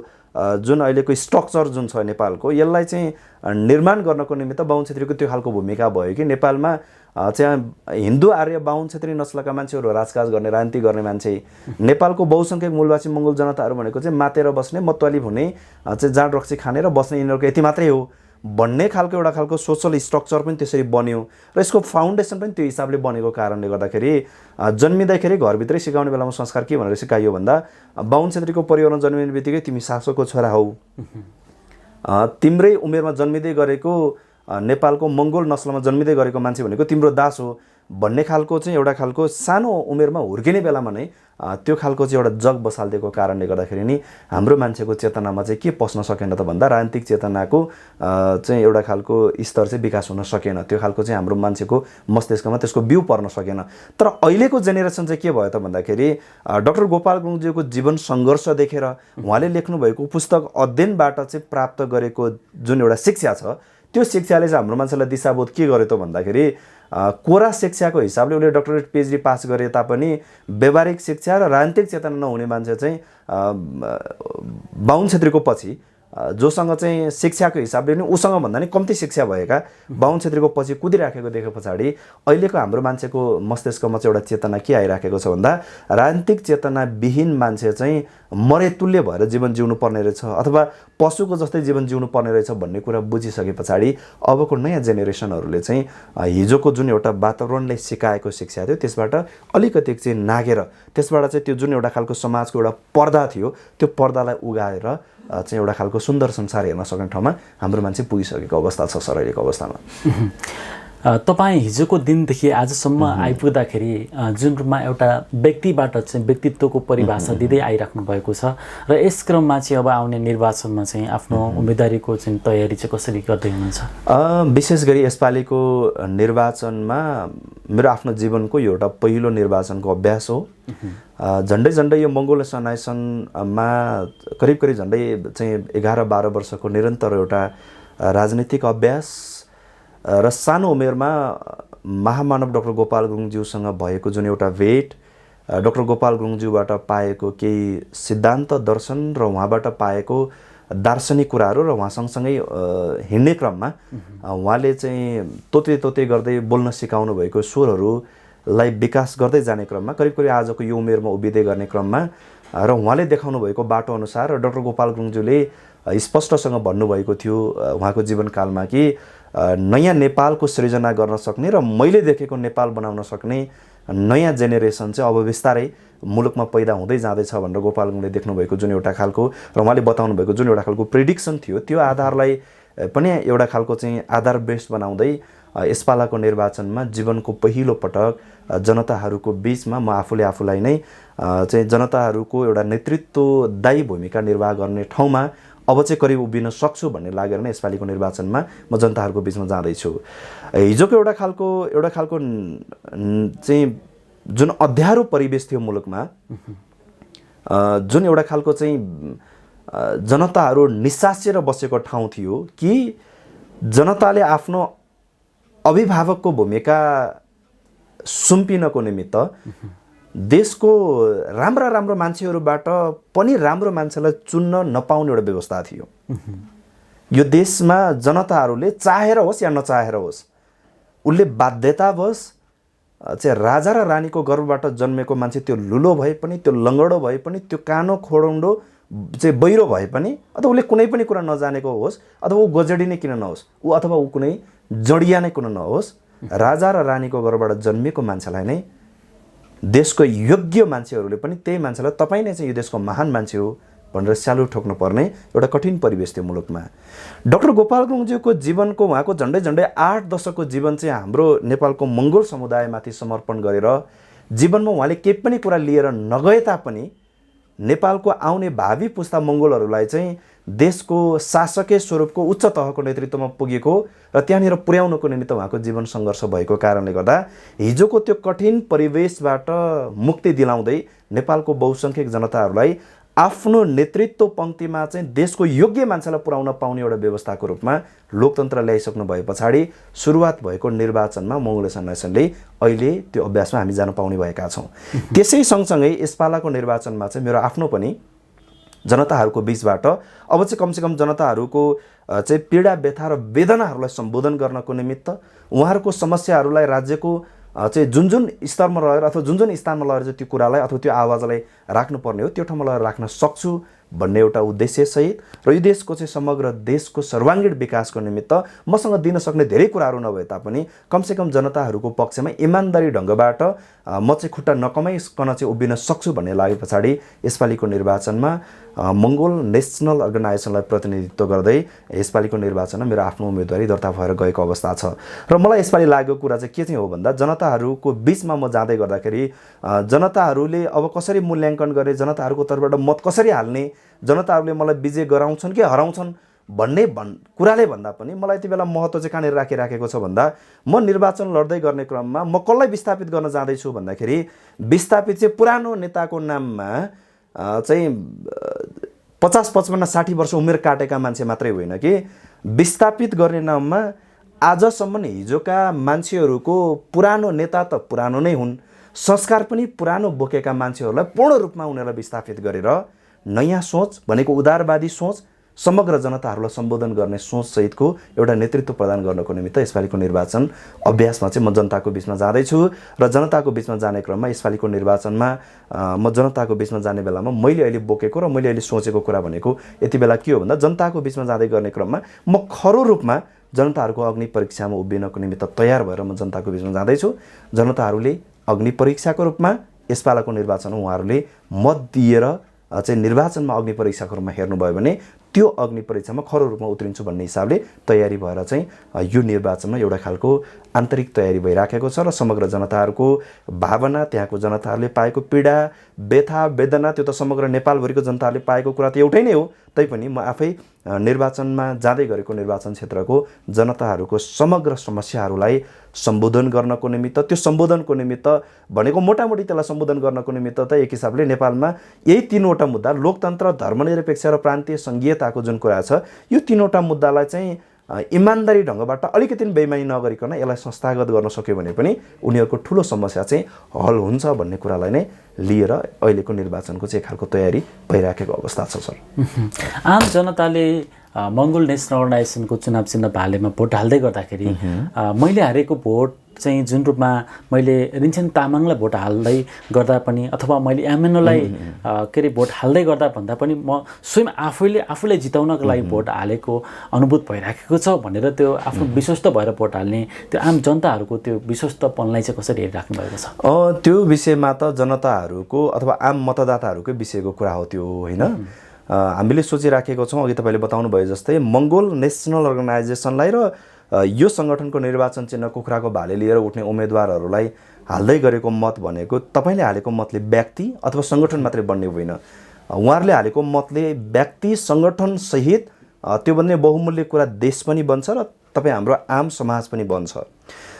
जस्तै आजसम्मको निर्वाचनको अभ्यासले चाहिँ के देखाइराखेको छ भन्दाखेरि एमालेको कार्यकर्ताले हालेको भोटले एमाले मात्रै बन्दै जाने भयो, माओवादीको कार्यकर्ताले हालेको भोटले माओवादी मात्रै बन्न जाने भयो र कङ्ग्रेसको कार्यकर्ताले कङ्ग्रेसलाई हालेको भोटले नेपाली कङ्ग्रेस समर्थित चाहिँ कार्यकर्ता र उसको समर्थक शुभेच्छुक मात्रै बन्दै जाने भयो। तर नेपालको सबै राजनीतिक दलभन्दा फरक राजनीतिक दलको रूपमा उभिएको मङ्गोल नेसनल अर्गनाइजेसनको चाहिँ के हुँदैछ यसपालिको निर्वाचनबाट भन्दा मङ्गोल नेसनल अर्गनाइजेसनको चुनाव चिन्ह कुखुराको भालेमा हालेको भोटले आउने परिवर्तनले चाहिँ त्यसले कसलाई सम्बोधन गर्छ, त्यसले कसलाई संरक्षण गर्दछ भन्दाखेरि त्यसले चाहिँ मङ्गोल नेसनल अर्गनाइजेसनको नेता कार्यकर्तालाई मात्रै होइन, त्यो चाहिँ आम देशको नेपालको नागरिकहरूलाई त्यसले चाहिँ सम्बोधन गर्दैछ। र अहिलेको निर्वाचनमा जो नेपालको आम जनताहरूले हाल्दै गरेको भोट, उनीहरूले जुन विश्वस्त भएर चाहिँ हाल्दै गरेको मतले त झन् के देखाउँदैछ भन्दाखेरि तपाईँले विश्वस्त भएर आफैलाई जिताउँछु भन्ने उद्देश्यले एमएनओको चुनाव चिन्ह कुखुराको भालेमा हाल्दै गरेको तपाईँको त्यो भोटले चाहिँ झन् इतिहास रच्ने काम गर्दैछ। त्यस कारणले गर्दाखेरि यहाँहरू ढुक्क भएर यसपालिको निर्वाचनमा मत दर्ज गर्नुभयो भने योभन्दा अघिल्लो निर्वाचनमा हामीले प्राप्त गरेको मतले पनि त्यही काम गर्यो कि 2074 सालको प्रदेश प्रतिनिधि सभाको निर्वाचनमा देशभरिको मतदाताहरूले मङ्गोल नेसनल अर्गनाइजेसनलाई हालेको भोट जुन थियो त्यो भोटले चाहिँ संसारभर मङ्गोल नेसनल अर्गनाइजेसन चाहिँ कसको नाममा छ भनेर चिनायो भन्दा त्यति मतले पनि हाल्न त हाम्रो मान्छे थोरै मान्छेले मात्रै मत हाले, तर त्यो मतले चाहिँ विश्व समाजमा एउटा सन्देश चाहिँ के बोकेर गयो भन्दा उहाँहरूले हारेको भोटले चाहिँ मङ्गोल नेसनल अर्गनाइजेसन नेपालको 80% बहुसङ्ख्यक मङ्गोल जनताहरूको अधिकारको निमित्त लड्ने एउटा राजनीतिक दल रहेछ र नेपालको समग्र जनताको हितको निमित्त लडेको राजनीतिक दल रहेछ भनेर देशको करिब त्यति बेला हामीले प्राप्त गरेको मत भनेको जम्मा 16,500 जति मात्रै मत प्राप्त गऱ्यौँ। तर 16,500 जनाले हालेको मतले चाहिँ एउटा इतिहास रच्दै विश्व समाजमा एउटा सन्देश के पुर्यायो त्यसले भन्दा नेपालको समग्र 3 करोड जनसङ्ख्यालाई सम्बोधन गर्ने र त्यसलाई संरक्षण गर्ने नेतृत्व पङ्क्ति र नेतृत्वदायी भूमिका निर्वाह गर्ने दल चाहिँ मङ्गोल नेसनल अर्गनाइजेसन रहेछ भन्ने एउटा सन्देश लिएर 74 सालको चुनाव नै बिदा भइसकेको अवस्था छ। यसकारणले गर्दा यो 2079 सालको निर्वाचन पनि नेपालको समग्र जनताहरूले विश्वस्त भएर तपाईँले हालेको मतले चाहिँ यो सङ्गठनलाई कहाँ उभ्याउँदैछ भन्दा संसार सामु नेपालको समग्र जनताको हितको निमित्त लड्ने राजनीतिक दल भनेको मङ्गोल नेसनल अर्गनाइजेसन रहेछ भनेर चिनाउँदैछ। यसकारणले गर्दाखेरि नेपालको आम मतदाताहरूले आफूलाई जिताउनको निमित्त विश्वस्त भएर हालेको भोटले चाहिँ आज तपाईँ र मङ्गोलेसन आसन र मङ्गोलेसन आसनबाट उठेको उम्मेदवारलाई मात्रै होइन कि नेपाल भन्ने देश र यो देशमा बस्ने सबै नागरिकहरूको हितमा लड्ने दल चाहिँ मङ्गोलेसन आसन रहेछ भन्ने कुरा विश्व समाजलाई त्यो एउटा सन्देशको रूपमा बुझाउँछ, सन्देशको रूपमा यो सङ्गठनलाई चिनाउँछ र नेपालमा लेखिने एउटा खालको नयाँ इतिहास रच्ने अभियानमा पनि त्यसले काम गर्छ भन्ने कुरामा चाहिँ म उहाँहरूलाई बताउन चाहन्छु। साङ्गठनिक सङ्घर्षको दौरानमा वातावरणीय अडचनहरूलाई जितेर अगाडि बढ्नुभयो, अस्वस्थताको बावजुदलाई पनि जितेर अगाडि बढ्नुभयो र अब आउने यो निर्वाचन सँगसँगै आफूलाई चाहिँ कसरी जित्दै हुनुहुन्छ? यसमा यस्तो लाग्दैछ मलाई त यसपालिको निर्वाचनमा जुन एउटा खालको अभ्यासमा म गइराखेको छु यसले पनि मलाई त्यो एउटा विजयको एउटा निकै माथि पुर्याइराखेको अवस्था छ। किन पनि त्यो छ भन्दाखेरि जति बेला मङ्गोलेसन आसन भन्ने यो राजनीतिक सङ्गठनको दर्शन सिद्धान्त मैले अध्ययन गर्न पाएँ, अध्ययन गर्न पाइसके पछाडि अलिकति पनि बिना हिचकिचाहट अथवा बिना त्यहाँनिरको चाहिँ आराम अथवा त्यहाँनिर चाहिँ बिना चाहिँ त्यो समय नगवाइकन चाहिँ डाक्टर गोपाल गुरुङज्यूको दर्शन सिद्धान्त म आफूले ग्रहण गरिसके पछाडि र यो सिद्धान्तको चाहिँ अंश केलाएर यो मङ्गोलेसन आसनमा मैले डुबुल्की मारिसके पछाडि कहीँ भोलिपल्टको दिनबाट अथवा मङ्गोलेसन आसनको दर्शनलाई मैले ग्रहण गरेकै भोलिपल्टबाट नै मैले यो सङ्गठनमा चाहिँ निरन्तरता दिन पाएँ। यो देशको भूगोलको कुरा, यो देशको वातावरणीय समस्याको कुरा चाहिँ समग्र चुनौतीहरूलाई छिचोल्दै आज झन्डै यो राजनीतिक सङ्गठनभित्र चाहिँ आफूलाई प्रत्यक्ष रूपमा सामेल गराएर सङ्गठनमा निरन्तर काम गरेको चाहिँ 1 दशक पार गरेर झन्डै 11-12 वर्षको समय व्यतीत भइसकेको अवस्था रहेछ। यो डाक्टर गोपाल गुरुङज्यूको यो सिद्धान्त र यो दर्शन ग्रहण गरेर जनताको घर दैलोमा पुर्याएर बुझाउँदै हिँड्दै जाने क्रममा म फेरि आज चाहिँ यो निरन्तरता हुँदै गर्ने क्रममा आज फेरि जनताको बीचबाट म आफू निर्वाचित भएर जनताको अधिकारलाई अझै सम्बोधन गर्न सक्छु कि भन्ने ठाउँमा उम्मेदवारी दर्ता गर्दै गर्ने क्रममा र उम्मेदवारी घोषणा हुँदै गर्ने क्रममा नै मैले आफूलाई विजय भएको अनुभूति चाहिँ मैले प्राप्त गरिसकेको अवस्था नै छ। अझै पनि नेपालको समग्र जनताहरूको पक्षमा उभिएर डाक्टर गोपाल गुरुङज्यूले दिएर जानुभएको युगान्तकारी दर्शनलाई यो देशमा कार्यान्वयन गर्नको निमित्त जनताहरूको तर्फबाट त्यो खालको साथ सहयोग र समर्थन प्राप्त गरेर अगाडि जान सकेको खण्डमा चाहिँ अझै पनि मैले धेरै विजय हासिल गरेको अनुभूति गर्न पाउँछु। र त्योभन्दा पनि महत्त्वपूर्ण कुरा भनेको चाहिँ आम मतदाता र आम नागरिकहरूको बीचमा नेपालको युगान्तकारी परिवर्तनको निमित्त सङ्घर्ष गरेको दल मङ्गोलेसन आसनको प्रतिनिधित्व गर्दै जनताको बीचमा जान पाउनु नै मैले मेरो आफ्नै विजयको रूपमा चाहिँ मैले त्यसलाई अहिलेदेखि नै चाहिँ त्यसलाई मैले त्यसरी ग्रहण गरिराखेको अवस्था छ। यसकारणले गर्दाखेरि रिन्छेन तामाङ व्यक्तिको विजय भनेको नै यो देशको अथवा यो मुलुकको परिवर्तनको निमित्त लडेको राजनीतिक दल मङ्गोलेसन आसनको विजय, मङ्गोलेसन आसनप्रति जनताहरूको बढेको आकर्षण, जनताहरूले मङ्गोलेसन आसनप्रति गरेको भरोसा र विश्वास नै मेरो आफ्नो व्यक्तिगत विजयको रूपमा नै मैले अहिले बुझेर गइराखेको अवस्था छ। र यसकारणले गर्दाखेरि पनि यसपालिको निर्वाचनमा मैले मेरो आफ्नो तर्फबाट सङ्गठनलाई चाहिँ प्रतिनिधित्व गर्दै चाहिँ निर्वाचनमा सहभागी हुनको निमित्त दिएको जुन उम्मेदवारी छ त्यसलाई नै मैले मेरो आफ्नो अहिलेको पहिलो स्टेजको चाहिँ विजयको रूपमा नै मैले अगाडि बढाएर गइराखेको छु। किन पनि गइराखेको छु भन्दाखेरि हिजोको चाहिँ त्यो कलिलो उमेरमा डाक्टर गोपाल गुरुङज्यूको दर्शन सिद्धान्त ग्रहण गर्ने क्रममा विभिन्न किसिमका टीका टिप्पणीहरू हुने गर्दथे समाजमा त्यति बेला कि तिमी लागेको बाटो गलत छ, यो राजनीतिले चाहिँ देशमा चाहिँ एउटा खालको जातीय हिंसा लिएर आउँछ, यो राजनीतिले साम्प्रदायिकता भड्काउँछ, विभिन्न किसिमका आरोप प्रत्यारोपहरू लागिराख्ने गरेको अवस्था थियो त्यति बेला। तर त्यो कलिलो उमेरबाट यो दर्शन सिद्धान्त अँगालेर जनताको घर दैलोमा कुद्दै चाहिँ करिब युवा अवस्थाको चरणमा चढ्दै गर्ने क्रममा आज यही दर्शन बोकेर जनताको घर दैलोमा यही मुद्दा नै देशको मुख्य केन्द्रित दर्शनको रूपमा त मुख्य केन्द्रित बहसको विषयमा त मुख्य राज्यको केन्द्रित मुद्दाको विषय बनाएर लोकतन्त्र धर्मेश्वर प्रान्तीय संहिता लिएर जनताको बीचमा जान पाउनुले चाहिँ यसपालि म आफै विजय भइसकेको चाहिँ अनुभूतिको रूपमा मैले अहिले ग्रहण गरेको अवस्था छ सर। तपाईले आफ्नो जीवनको लामो समय अथवा जीवनका उर्वर समयहरू सङ्गठनमा अथवा सङ्घर्षको दौडानमा बिताउनु भएको छ। जीवनमा केही कुरा छुटे अथवा जीवनमा तपाईँको धेरै कुराहरू जोडिएका छन् र केही छुटेका छन् जस्तो लाग्छ? त्यस्तो हिसाबले त आजसम्म मलाई त्यति धेरै त लागेको छैन त्यो विषयमा, किनकि आजसम्म मैले जति कुराहरू प्राप्त गरिराखेको छु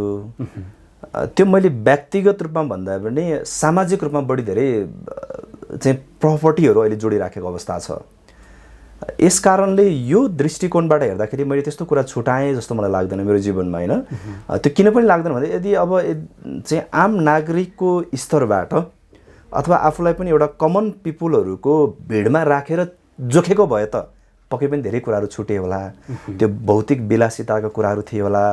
व्यक्तिगत जिन्दगीमा गर्ने चाहिँ प्रगतिहरूका कुराहरू थिए होला, धन सम्पत्ति दौलतका कुराहरू थिए होला। त्यो दृष्टिकोणबाट गयो भने त्यो पक्कै पनि त्यो छुटे होलान्। तर म आफूले आफूलाई चाहिँ मैले कुन ठाउँमा राखेर मैले परिभाषित गर्दैछु भन्ने कुराले चाहिँ अलिक बढी महत्त्व लिन्छ। यसरी हेर्दाखेरि मैले चाहिँ म आफूले आफूलाई कहाँ राखिराखेको छु भन्दा म चाहिँ केवल एउटा व्यक्ति बनेर व्यक्तिगत रूपमा आफ्नो चाहिँ एउटा भौतिक विलासिताका चाहिँ कुराहरू जोड्ने, त्यसलाई सम्पत्तिको रूपमा चाहिँ बढाउँदै लिएर जाने, धन सम्पत्ति दौलतहरू चाहिँ पैसाहरू बढाउँदै लाने भन्ने हिसाबले त्यो ठाउँबाट मात्रै मैले जोखेँ भने पक्कै पनि मेरो पनि जीवनमा धेरै कुरा छुटे भन्ने लाग्थ्यो होला। तर मैले चाहिँ मेरो आफ्नो जीवनलाई मैले कसरी परिभाषित गरेँ भन्दा मैले मेरो आफ्नो जीवनमा व्यक्तिगत रूपमा मैले प्राप्त गर्नुभन्दा पनि मेरो चाहिँ उपलब्धि चाहिँ सामाजिक हुन्छ, मैले दिने कुरा चाहिँ व्यक्तिगत हुन्छ भन्ने हिसाबले मैले ग्रहण गरेँ। त्यस कारणले गर्दाखेरि चाहिँ मलाई के लागेको छैन भन्दा यो करिब चाहिँ एउटा बाल्य अवस्था नै मान्नुपर्छ। करिब 15-16 वर्षको उमेरबाट डाक्टर गोपाल गुरुङज्यूको दर्शन सिद्धान्त सुन्दै झन्डै 17 वर्षको उमेरबाट चाहिँ सक्रिय रूपमा सङ्गठनको साधारण सदस्य बोकेर आज 30 वर्षको उमेरमा उभिँदै गर्ने क्रममा यो झन्डै 10-12 वर्षको एउटा लामो समयमा व्यक्तिगत रूपमा कुनै पनि कुरा प्राप्त नगरिकन मैले आजसम्म जति कुरा प्राप्त गरेको छु त्यो सामाजिक रूपमा नै प्राप्त गरेको कारणले गर्दाखेरि जीवनमा त्यति लामो कुराहरू धेरै कुराहरू छुटाएँ कि जस्तो मलाई लाग्दैन। किन पनि लाग्दैन भन्दा मैले अघि तपाईँलाई बताइहालेँ कि मेरो उपलब्धि चाहिँ मैले के मात्रै खोजेन, व्यक्तिगत उपलब्धि खोजिनँ मैले। तर अहिलेको नेपालको संस्कार चाहिँ कस्तो छ र नेपालको अहिलेको आम नागरिकहरूको बुझाइ चाहिँ कस्तो छ भन्दा उपलब्धि भनेको व्यक्तिगत हुनुपर्छ अनि बलिदान भनेको सामाजिक हुनुपर्छ भन्ने बुझाइ छ। त्यो दृष्टिकोणबाट गएको भए मेरो जीवनमा मेरो 90% कुरा चाहिँ मैले गुमाएँ र 10% मात्रै मैले पाएँ भन्ने हुन आउँथ्यो त्यो हिसाबले हेरेको भए। तर मैले चाहिँ कसरी ग्रहण गरेँ भन्दाखेरि मैले प्राप्त गर्ने कुरा चाहिँ सामाजिक कुराहरू भनेको जस्तै उदाहरणको निमित्त मङ्गोल सनायसन को फाउन्डर प्रेसिडेन्ट डाक्टर गोपाल गुरुङज्यूको दर्शन सिद्धान्त मैले फैलाउन सक्नु त्यो एउटा सामाजिक उपलब्धिको रूपमा मैले ग्रहण गरेँ। व्यक्तिगत रूपमा मैले प्राप्त गर्ने कुरा चाहिँ अथवा मैले बलिदान गर्ने कुरा चाहिँ मैले व्यक्तिगततिर लगेर हालेँ कि बलिदान भनेको मेरो व्यक्तिगत हुनुपर्छ, योगदान भनेको मेरो व्यक्तिगत हुनुपर्छ। जस्तै डाक्टर गोपाल गुरुङज्यूको दर्शन सिद्धान्त फैलाउनको निमित्त मैले यति लामो समय चाहिँ मैले आफ्नो व्यक्तिगत समय चाहिँ गवाएर मैले त्यो योगदान गर्न पाएँ, म त्यसमा खुसी छु। र मैले प्राप्त गर्ने कुरा चाहिँ व्यक्तिगत रूपमा मैले प्राप्त गर्नुपर्छ भन्ने सोच मेरो मस्तिष्कमा हुन्थ्यो भने पक्कै पनि तपाईँले भनेको जस्तै मेरो जीवनमा केही कुरा छुट्यो हो कि क्या हो जस्तो मलाई अनुभूति हुन्थ्यो। तर मैले त्यसरी लिइनँ कि मेरो उपलब्धि भनेको सामाजिक रूपमा सामूहिक रूपमा हुनुपर्छ भन्ने मेरो सोच थियो। यस कारणले गर्दाखेरि मङ्गोल सनायसनको वृद्धि र विकास भनेको नै मेरो उपलब्धि हो। यो सङ्गठनको वृद्धि र विकास भएको थिएन भने मेरो छुट्यो भन्ने मलाई लाग्थ्यो। र मेरो योगदान भनेको चाहिँ व्यक्तिगत रूपमा मैले जति सक्छु त्यो कुरा चाहिँ मैले सङ्गठन र सङ्गठनको सिद्धान्त बुझाउनको निमित्त आम सङ्गठनको नेता कार्यकर्ता समर्थक शुभेच्छुकको बिचमा म उभिदिनुपर्छ भन्ने मलाई लागेको थियो। यस कारणले गर्दाखेरि यो लामो सङ्घर्षको दौरानमा सङ्घर्षशील जीवनमा चाहिँ हिँड्दै गर्ने क्रममा जीवनको यो उमेरमा आइपुग्दाखेरि मेरो कुरा धेरै कुरा छुटे जस्तो मलाई लाग्दैनन् कि मैले बरु धेरै कुरा हासिल गरेको छु। त्यो भनेको मङ्गोल सनायसनको दर्शन सिद्धान्त जनताको घर दैलोमा पुर्याउन पाएँ। नेपालको सुदूर पूर्वमा रहेको चाहिँ ताप्लेजुङदेखि लिएर नेपालको सुदूर पश्चिममा रहेको झन्डै कैलाली जिल्लासम्म चाहिँ गोपाल गुरुङको दर्शन सिद्धान्त बोकेर जनताको घर दैलोमा पुग्न पाउने एउटा अवसर प्राप्त गरेँ। यो चाहिँ मेरो जीवनको महत्त्वपूर्ण उपलब्धि हुन आउँछ। यस कारणले गर्दाखेरि आज यो उमेरमा उभिँदै गर्दाखेरि जीवनमा मैले धेरै कुरा छुटाएँ जस्तो मलाई लाग्दैन। होला भलै त्यहाँभित्रको केही चाहिँ मसिना कुराहरू छुटेका हुन सक्छन्, तर छुटेको कुराहरू चाहिँ त्यो कम भएको कारणले गर्दाखेरि छुटेको कुराहरू चाहिँ माइनर भएको कारण र हामीले हासिल गरेको कुरा चाहिँ मेजर भएको कारणले गर्दाखेरि मैले छुटाएँ जस्तो चाहिँ यो राजनीतिक यात्रामा हिँड्ने क्रम मलाई त्यति धेरै त्यस विषयमा चाहिँ अनुभूति हुँदैन सर। तपाईँका एकै समयका र एकै उमेरका सहयात्रीहरू विदेशमा परिश्रम गर्न जानको लागि हवाईजहाजको टिकट कुरेर हातमा पासपोर्ट बोकेर लाइन लाग्दै गर्दाखेरि तपाईँ एकजना दार्शनिकको पुस्तक झोलामा बोकेर जनताको आँगनमा गाउँघरमा पुगेर चाहिँ एउटा भित्री हृदयबाट निस्किएको एउटा मङ्गल मुक्तिको आवाजहरूलाई लिएर चाहिँ आम जनताहरूलाई चाहिँ मन्त्रमुग्ध बनाएर अगाडि बढिराख्नु भएको छ। यो समयलाई कसरी फर्केर हेर्नुहुन्छ? यो फर्किएर यो समयहरू हेर्दाखेरि हिजो मैले यो सङ्गठनमा अभ्यास गर्ने क्रममै पनि जति बेला डाक्टर गोपाल गुरुङज्यूको दर्शनबाट म निर्दिष्ट भएँ, डाक्टर गोपाल गुरुङज्यूको दर्शनबाट म अभिप्रेरित भएँ, सायद त्यो अभिप्रेरित हुनुको पछाडिको मूल कारण भनेको नेपालको जुन एउटा ब्राह्मणिकल सोसल अर्डरबाट म मात्रै नभइकन चाहिँ मेरो नस्लको मान्छेहरू अथवा समग्र मङ्गोल नस्लको हाम्रै जेनेरेसनमा जन्मिराखेको मान्छेहरू पनि दास हुनुपर्ने, उनीहरूबाट त्यो पेलान खानुपर्ने परिवेशमा हुर्केको कारणले गर्दाखेरि पनि डाक्टर गोपाल गुरुङज्यूको दर्शनबाट म झट्ट अभिप्रेरित हुन पाएँ। अभिप्रेरित भइसके पछाडि उहाँकै दर्शनलाई बोकेर हिँड्ने क्रममा सुरुवाती चरणमा त्यस्तो थिएन होला। सुरुवातमा त मेरो मस्तिष्कभित्र एउटै कुरा मात्रै खेल्दथ्यो कि गोपाल गुरुङको दर्शन भनेको नेपालको समग्र मङ्गोलहरूको हितमा रहेछ, हामी जस्तै दास बनाइएका मान्छेहरूको मुक्त हुन पाउने एउटा चाहिँ मार्ग रहेछ भन्ने मात्रै लाग्दथ्यो। तर बिस्तारै बिस्तारै यो सङ्गठनमा अलिकति बढी नै जोडिसके पछाडि र मङ्गोलवाद दर्शन सँगसँगै मङ्गोलाइजेसनमा म आफैले डुबुल्की मारेर हिँड्नुपर्छ भन्ने हिसाबले यसको चाहिँ पिँधैमै पुगेर यो दर्शनलाई ग्रहण गरिसकेपछि चाहिँ मस्तिष्कभित्र एउटा कुराले केले चाहिँ बढी जोड दियो भन्दा ओहो यो दर्शन सिद्धान्त भनेको त मैले मात्रै सुनेर त नहुने रहेछ, म जत्तिकै मान्छे त कति मान्छे दास बनेर बाँच्न चाहिँ अहिले विवश भएका छन्, त्यो जनताको घर दैलोमा म पुग्नु पर्ने रहेछ भन्ने लागिसके पछाडि जीवन चाहिँ मलाई कहाँनिर बढी अलिकति सुख चाहिँ मलाई महसुस हुन थाल्यो भने यदि डाक्टर गोपाल गुरुङज्यूको दर्शन सिद्धान्त मेरो मस्तिष्कमा, मेरो कानमा, मेरो आँखा अगाडि त्यो आइपुगेको थिएन भने मलाई पनि जीवन चाहिँ कहाँनिर लाग्थ्यो भन्दा चाहिँ खाडी मुलुक नै किन नहोस्,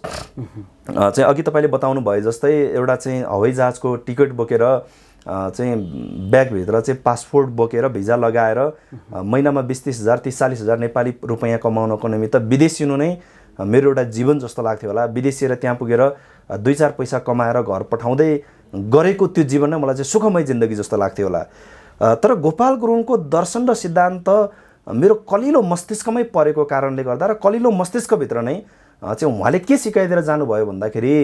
आउने भावी सन्ततिहरूलाई चाहिँ भरिपूर्ण बनाउनु पर्ने छ भने, त्यो जनबल, धनबल र बुद्धिबलले चाहिँ भरिपूर्ण बनाउनु छ भने चाहिँ तिमीले धन पैसा र सम्पत्ति कमाएर छोडिदियो भने चाहिँ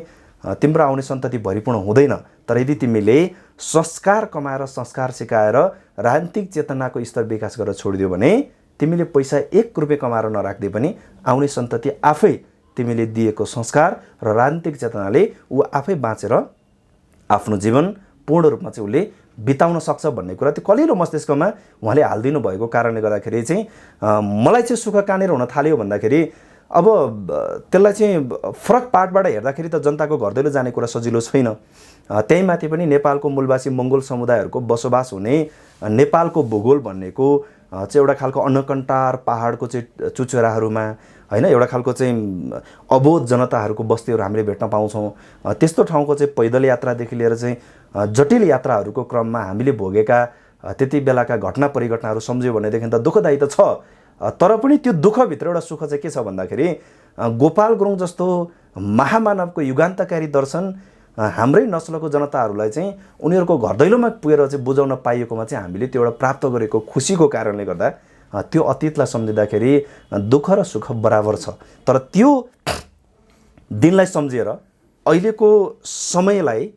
विश्लेषण गरेर हेर्ने हो भने त्यति बेला गरेको दुःखबाट अहिले प्राप्त गरेको यो सङ्गठनको स्वरूप हेर्दाखेरि चाहिँ फेरि सुख नै सुखको दिन अब आउन थाले जस्तो हामीलाई लागेको छ। यस कारणले गर्दाखेरि इतिहास पनि त्यस्तै थियो।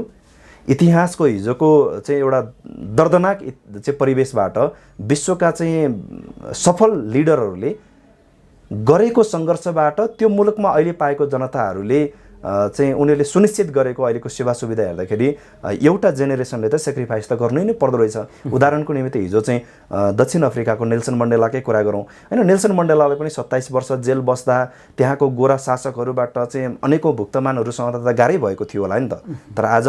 नेल्सन मण्डेलाको सङ्घर्षबाट अहिलेको त्यहाँको जेनेरेसनहरूले पाएको जुन एउटा सेवा सुविधा, त्यहाँको जेनेरेसनले अहिले प्राप्त गरेको उनीहरूको सुनौलो भविष्यबाट चाहिँ त्यहाँको अहिलेको आम जनताहरू जसरी खुसी भइराखेका छन् त्यो कुरा नेल्सन मण्डेला बित्नुभन्दा अगाडि उसले देख्ने बेलामा ऊ त हाँसेर खुसी भएर सुखी भएर चाहिँ बितेर गएको अवस्था थियो नि त। यस कारणले गर्दाखेरि यही कुराहरूले पनि हामीलाई के एउटा खालको मोटिभेसन दिइराखेको छ भने अघि तपाईँले चाहिँ झस्काउँदै गर्नुभएको, अघि तपाईँले पुर्याउँदै गर्नुभएको त्यो अतीतका दिनहरूलाई सम्झिँदाखेरि अतीतलाई मात्रै हेर्दाखेरि त दुःखदायी थियो, तर त्यो अतीतमा गरेका दुःखहरूबाट अहिले सङ्गठनले लिएको स्वरूप हेर्दा चाहिँ त्यो दिनहरू सम्झिँदाखेरि अहिले चाहिँ निकै रमाइलो घटनाहरू, निकै सम्झन लायक दिनहरू र निकै सुखका दिनहरू जस्तोको रूपमा चाहिँ मैले अनुभूति गरिराखेको अवस्था छ सर। सानै उमेरमा मङ्गोल नेसनल अर्गनाइजेसनका फाउन्डर प्रेसिडेन्ट पुरुष डाक्टर गोपाल गुरुङज्यूसँग धेरै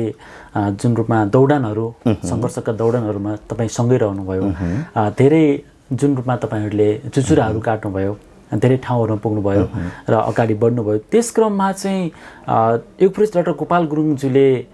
भन्नुभएका धेरै अविस्मरणीय क्षणहरूमध्ये अत्यन्तै कर्णप्रिय लाग्ने त्यो क्षणलाई चाहिँ कसरी सम्झिनुहुन्छ? डाक्टर गोपाल गुरुङज्यूसँग करिब झन्डै 2068 सालमा उहाँसँग व्यक्तिगत रूपमा भेट्ने एउटा अवसर जुरियो। त्यो पनि सङ्गठनको चाहिँ साङ्गठनिक कार्यक्रमकै अवसरमा भनेको 2068 सालमा हाम्रो सङ्गठन मङ्गोल नेसनल अर्गनाइजेसनको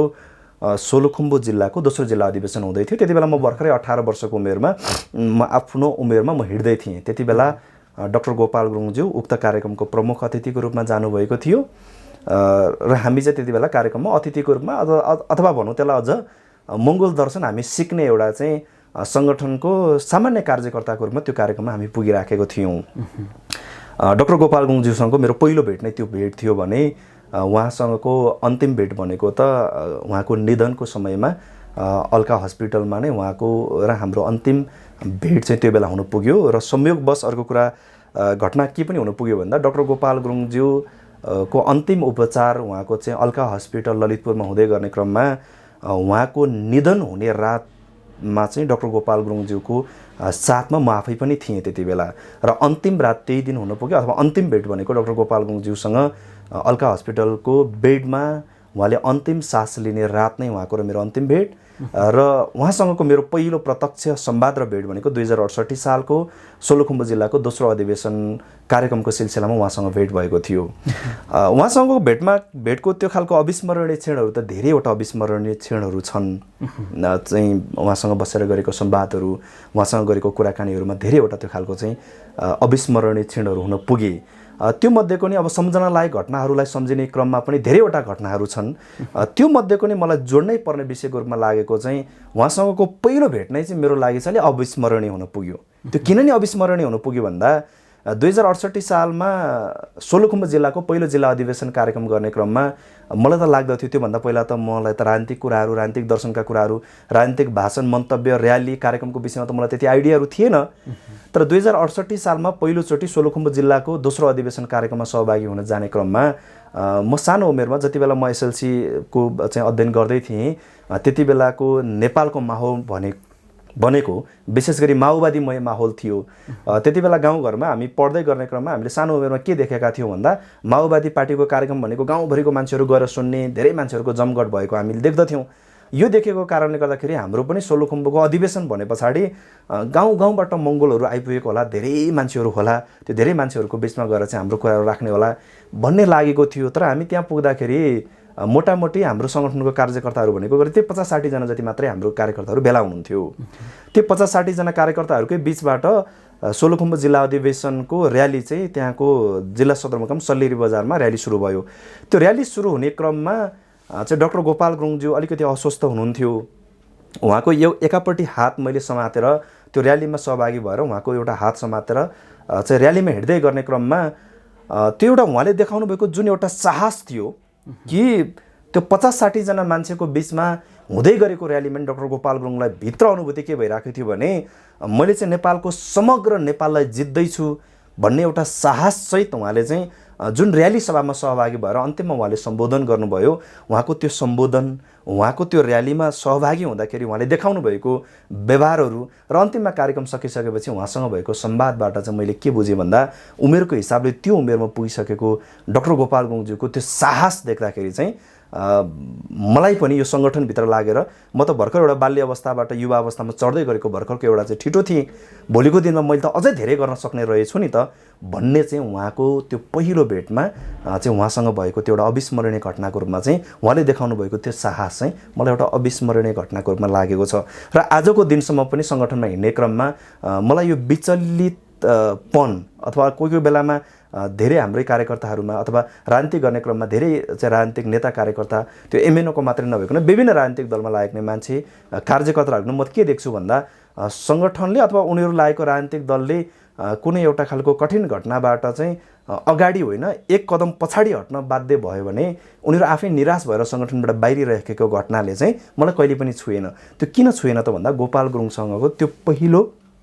भेटमा नै उहाँले देखाउनु भएको त्यो जुन साहस थियो त्यो साहसले चाहिँ मलाई जीवनभरको निमित्त चाहिँ एउटा खालको प्रेरणा के दियो भन्दा तिमी जस्तोसुकै परिस्थिति भए पनि चाहिँ यदि जनताहरूलाई के अधिकार सम्पन्न बनाउनु छ भने र गोपाल गुरुङको दर्शनलाई चाहिँ बचाउनु छ भनेदेखि तिमीले चाहिँ कुनै पनि बेलामा जस्तोसुकै कठिन परिवेश आए पनि पाइलालाई पछाडि नसारिकन बरु त्यति बेला तिम्रो पाइला स्थिर राख, अगाडि बढाउन सक्दैनौ भने तर पछाडि कहिले नसार्नु भन्ने हिसाबको उहाँको त्यो व्यवहारिक चाहिँ शिक्षा मैले प्राप्त गरेको कारणले गर्दाखेरि नि मलाई त्यो घटना चाहिँ अलिकति अविस्मरणीय हो कि भन्ने मलाई लाग्छ सर। अवश्य पनि अब तपाईँहरूले यसरी निर्वाचनमा भाग लिँदै जाँदाखेरि आफ्नो कार्यक्रमहरू अगाडि बढाउँदै जाँदाखेरि भोलि तपाईँहरू जुन राज्य सत्तामा पुग्नुहुन्छ, जुन एउटा जनताहरूको आवाज लिएर तपाईँहरू पुग्नुहुन्छ र त्यो पछिल्लो पुस्ताले चाहिँ यो पुरुष डाक्टर गोपाल गुरुङज्यूलाई चाहिँ कसरी सम्झिन्छ होला जस्तो लाग्छ यहाँलाई? अब यो चाहिँ जस्तै अब विश्व राजनीतिक इतिहासलाई हेर्दाखेरि पनि नेल्सन मण्डेलालाई अहिले दक्षिण अफ्रिकाको जनताहरूले उनीहरूको मुक्तिदाताको रूपमा पूजा गरिराखेको अवस्था हामीले हेर्न सक्छौँ। चाहिँ अमेरिकाको हकमा हामीले कुरा गऱ्यौँ भने अमेरिकाको अहिलेको नेग्रोहरूले मार्टिन लुथर किङलाई नै उनीहरूले मुक्तिदाताको रूपमा मानिराखेको छ। धार्मिक हिसाबले कुरा गर्ने हो भनेदेखि जसरी चाहिँ बौद्ध धर्मावलम्बीहरूले बुद्धलाई महान मानेको हुन्छ, क्रिस्चियन धर्म मान्ने मान्छेहरूले चाहिँ जिजसलाई चाहिँ महान मानेको हुन्छ, त्यसै गरेर मुसलमान धर्म अथवा इस्लाम धर्म मान्ने मान्छेहरूले चाहिँ पैगम्बर मोहम्मदलाई नै उनीहरूको आफ्नो चाहिँ भगवानको रूपमा अथवा आफ्नो मुक्तिदाताको रूपमा जसरी ग्रहण गरेको हुन्छ, समग्र नेपालको मङ्गोलहरू मात्रै नभइकन विश्वका मङ्गोलहरूले र संसारकै मानवहरूले पनि मानवहरूको हितमा हिजो एक समयमा चाहिँ महामानव सिद्धार्थ बुद्धले समानता, स्वतन्त्रता र भातृत्वको निमित्त उठाएको आवाजले जुन समयसम्म काम गर्यो र अहिले पछिल्लो समयको कालखण्डमा त्यसलाई फेरि छोप्ने कार्य हुँदै गर्दाखेरि डाक्टर गोपाल गुरुङज्यूको सङ्घर्षबाट नेपालको मूलवासी मङ्गोलहरू, संसारकै मङ्गोलहरू र विश्वका मानवहरूले त्यो खालको एउटा संस्कार प्राप्त गर्ने एउटा दिन भएको कारणले गर्दाखेरि विश्वका मानवहरूले मैले अघि तपाईँलाई बताइहालेँ धार्मिक हिसाबले क्रिस्चियनहरूले जिजस माने जस्तै, इस्लाम मान्नेहरूले चाहिँ पैगम्बर माने जस्तै, बुद्ध धर्म मान्ने मान्छेहरूले चाहिँ बुद्धलाई सम्मान गरे जस्तै विश्वकै मानवहरूले चाहिँ मानवहरूको हक हितमा आवाज उठाउने एउटा महान व्यक्ति रहेछन् भनेर चाहिँ डाक्टर गोपाल गुरुङज्यूलाई विश्वका नागरिकहरूले ग्रहण गर्छन् अथवा त्यो गर्ने दिन आउँछ भन्ने चाहिँ मलाई लागेको छ सर। तपाईँहरू विजयको नजिक हुनुहुन्छ, तपाईँहरूको जुन एजेन्डाहरूले जुन रूपमा विजय प्राप्त गरिराखेको छ र गणितीय रूपमा पनि तपाईँहरू विजयको नजिक पुगिसक्नु भएको छ। यस क्रममा चाहिँ अब आम मूलवासी मङ्गोलहरूले चाहिँ मङ्गोल नेसनल अर्गनाइजेसनलाई भोट हाल्नको लागि मङ्गोल नेसनल अर्गनाइजेसनको चुनाव चिन्ह भालेमा भोट नहुने चाहिँ कारणहरू चाहिँ के? त्यो कारणहरू त अबको जनताहरूले त मोटामोटी बुझिसकेको हुनुपर्छ भन्ने मलाई लाग्दछ कि नेपालको राजनीतिमा राजनीतिक सङ्गठन स्थापना कालमा बोकेको मुद्दा पुरा गर्नको निमित्त निरन्तर सङ्घर्ष गर्ने राजनीतिक दल भनेको केवल नेपालको राजनीतिक हिसाबमा मङ्गोल नेसनल अर्गनाइजेसन मात्रै हो। अन्य राजनीतिक दलहरूको हिसाबले कुरा गर्ने हो भनेदेखि जनताले अब त्यहीँबाट पनि छुट्याउनु पर्ने बेला आयो भन्ने चाहिँ मेरो अपिल हो। खासमा चाहिँ नेपाली कङ्ग्रेसको दर्शन भनेको उसो त खासमा प्रजातान्त्रिक समाजवादको कुरा गरिराखेको थियो उसले, अहिले आएर चाहिँ कङ्ग्रेस कहाँ पुग्यो? जनताको बहुदलीय जनवादको कुरा गरिराखेको थियो, एमाले अहिले कहाँ पुग्यो? हिजो चाहिँ नौलो जनवादको प्रचण्ड पथको कुरा गरिराखेको थियो, माओवादी अहिले कहाँ पुग्यो? अन्तिममा गएर उनीहरू अहिले हेर्नुहोस् त उदाहरणको निमित्त यसपालिको निर्वाचनमा अब त जनतालाई झन् बुझ्न सजिलो छ। यसपालिको निर्वाचनमा नेपाली कङ्ग्रेस र कम्युनिस्ट पार्टीको गठबन्धनबाट चुनाव लड्दैछन्। नेपाली कङ्ग्रेस भन्ने पार्टीको सिद्धान्त एउटा छ, एउटा पार्टीको सिद्धान्त अर्को छ। एउटाको सिद्धान्त छ यो देशमा साम्यवादी सिद्धान्त लिएर आउँछौँ भन्ने एउटा पार्टीको सिद्धान्त छ, एउटाको सिद्धान्त छ समाजवादी सिद्धान्त ल्याउँछौँ भन्ने छ। तर अहिले दुईवटै पार्टीहरू फेरि एउटै खेमाबाट चाहिँ हामी गठबन्धन गरेर चुनाव लड्छौँ भनेर गइराखेको अवस्था छ। त यसले चाहिँ जनतालाई के देखाउँदैछ भन्दाखेरि नेपालको सबै राजनीतिक दलहरू मङ्गोल नेसनल अर्गनाइजेसनभन्दा बाहिर रहेका सबै राजनीतिक दलहरू भनेको जनताहरूलाई तत्कालीन एउटा खालको उपलब्धि देखाएर तत्कालीन सपना बाँडेर तत्कालको निमित्त चुनाव जितेर सिट सुरक्षित गर्नको निमित्त मन्त्री प्रधानमन्त्री राष्ट्रपति सुरक्षित गर्नको निमित्त मात्रै अन्य विभिन्न राजनीतिक दलहरू लागेको रहेछ। भन्ने कुरा जनताले बुझ्नुपर्छ। अब त यहीँनिर फेरि मङ्गोले सनासनलाई राखेर हेर्दाखेरि मङ्गोले सनासन आज हेर्नुहोस् त, हिजो यो सङ्गठन स्थापना हुनुभन्दा पहिला नै यो सङ्गठनको मूल मुद्दा भनेको लोकतन्त्र, धर्मनिरपेक्ष र प्रान्तीय संहिता थियो। जति बेला यो मुलुकमा जनताहरूले बोल्नै नपाउने एउटा व्यवस्था थियो, अभिव्यक्ति स्वतन्त्र भन्ने कुरा थिँदै थिएन। यसै कारणले गर्दाखेरि गोपाल गुरुङले एउटा पुस्तक लेख्दाखेरि जेल जानु पर्यो। अहिले लोकतन्त्र आइसकेको छ मुलुकमा, मान्छे मार्दाखेरि पनि जेल जानु परेको छैन। अहिले हामी कल्पना गरौँ कस्तो चाहिँ कठिन व्यवस्था थियो होला त्यति बेला। एउटा किताब लेख्दाखेरि, आफ्नो विचार लेख्दाखेरि जेल जानुपर्ने कठिन व्यवस्था भनेको बोल्न पाउने स्वतन्त्रता थिएन अथवा अभिव्यक्ति स्वतन्त्रता मुलुकमा थिएन। जनतालाई पीडा हुँदा, दुःख हुँदा, व्यथा हुँदा, वेदना हुँदा पनि बोल्न नपाउने एउटा कठिन व्यवस्था थियो। त्यसको विरुद्धमा गोपाल गुरुङले के गर्नुभयो, त्यो राजतन्त्रात्मक व्यवस्थालाई ध्वस्त पारौँ, मुलुकमा लोकतन्त्र लिएर आउँ। लोकतन्त्रभित्र अभिव्यक्ति स्वतन्त्रता हुन्छ। आज यही लोकतन्त्रले दिएको होइन त, आज चाहिँ सडकमा आवाज उठ्न थालेको छ नि त। हिजो गोपाल गुरुङले मुलुकमा लोकतन्त्र चाहियो भन्दा जेल जानुपर्ने राजतन्त्र हुँदाखेरि, आज लोकतन्त्र आउँदाखेरि राजतन्त्र चाहियो भन्नेलाई जेलमा त कोच्या छैन नि त अहिलेको प्रशासनले। यदि बाहुन छेत्रीले जस्तो व्यवस्था लाद्ने हो भने राजतन्त्रात्मक व्यवस्था र लोकतन्त्रको फाइदा नै यही हो। राजतन्त्रले के गर्यो भन्दा लोकतन्त्र चाहियो भन्दा जेल पठायो। आज लोकतन्त्रले के गर्दैछ भन्दा राजतन्त्र चाहियो भन्नेलाई पनि सडकमा उफ्रिन दिएको छ। अब मुलुकमा के बस्छ भन्दा यो दुईवटै कुरा बस्नलाई, राजतन्त्र पनि बस्छ, लोकतन्त्र नि बस्छ। भनेको राजतन्त्र भनेको अवशेषमा बस्छ, राजतन्त्रको सोच बोक्ने मान्छेहरू पनि बाँच्छन् तर उनीहरूको अवशेष मात्रै हुन्छ। लोकतन्त्रको सोच बोक्ने मान्छेहरूको चाहिँ अब अस्तित्व कायम हुँदै मुलुकमा जान्छ। यसकारणले गर्दाखेरि हिजो डाक्टर गोपाल गुरुङज्यूले मुलुकमा चाहिँ राजतन्त्रको ठाउँमा लोकतन्त्र हुनु पर्यो, एकल तानाशाही केन्द्रीकृत शासन पद्धतिको ठाउँमा प्रान्तीयता हुनु पर्यो। मुलुकमा एउटा धर्मको मात्रै बोलबाला हुनु भएन। यो देशमा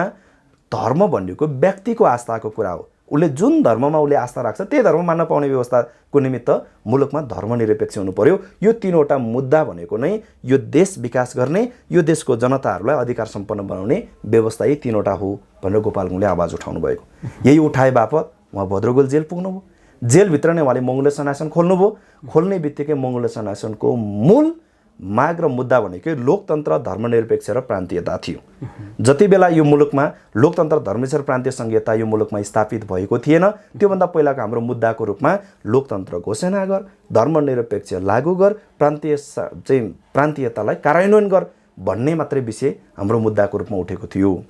भनेको यो सङ्गठनको स्थापना नै यही दर्शन अथवा यही मुद्दाको गर्वमा सङ्गठन स्थापना भएर आयो।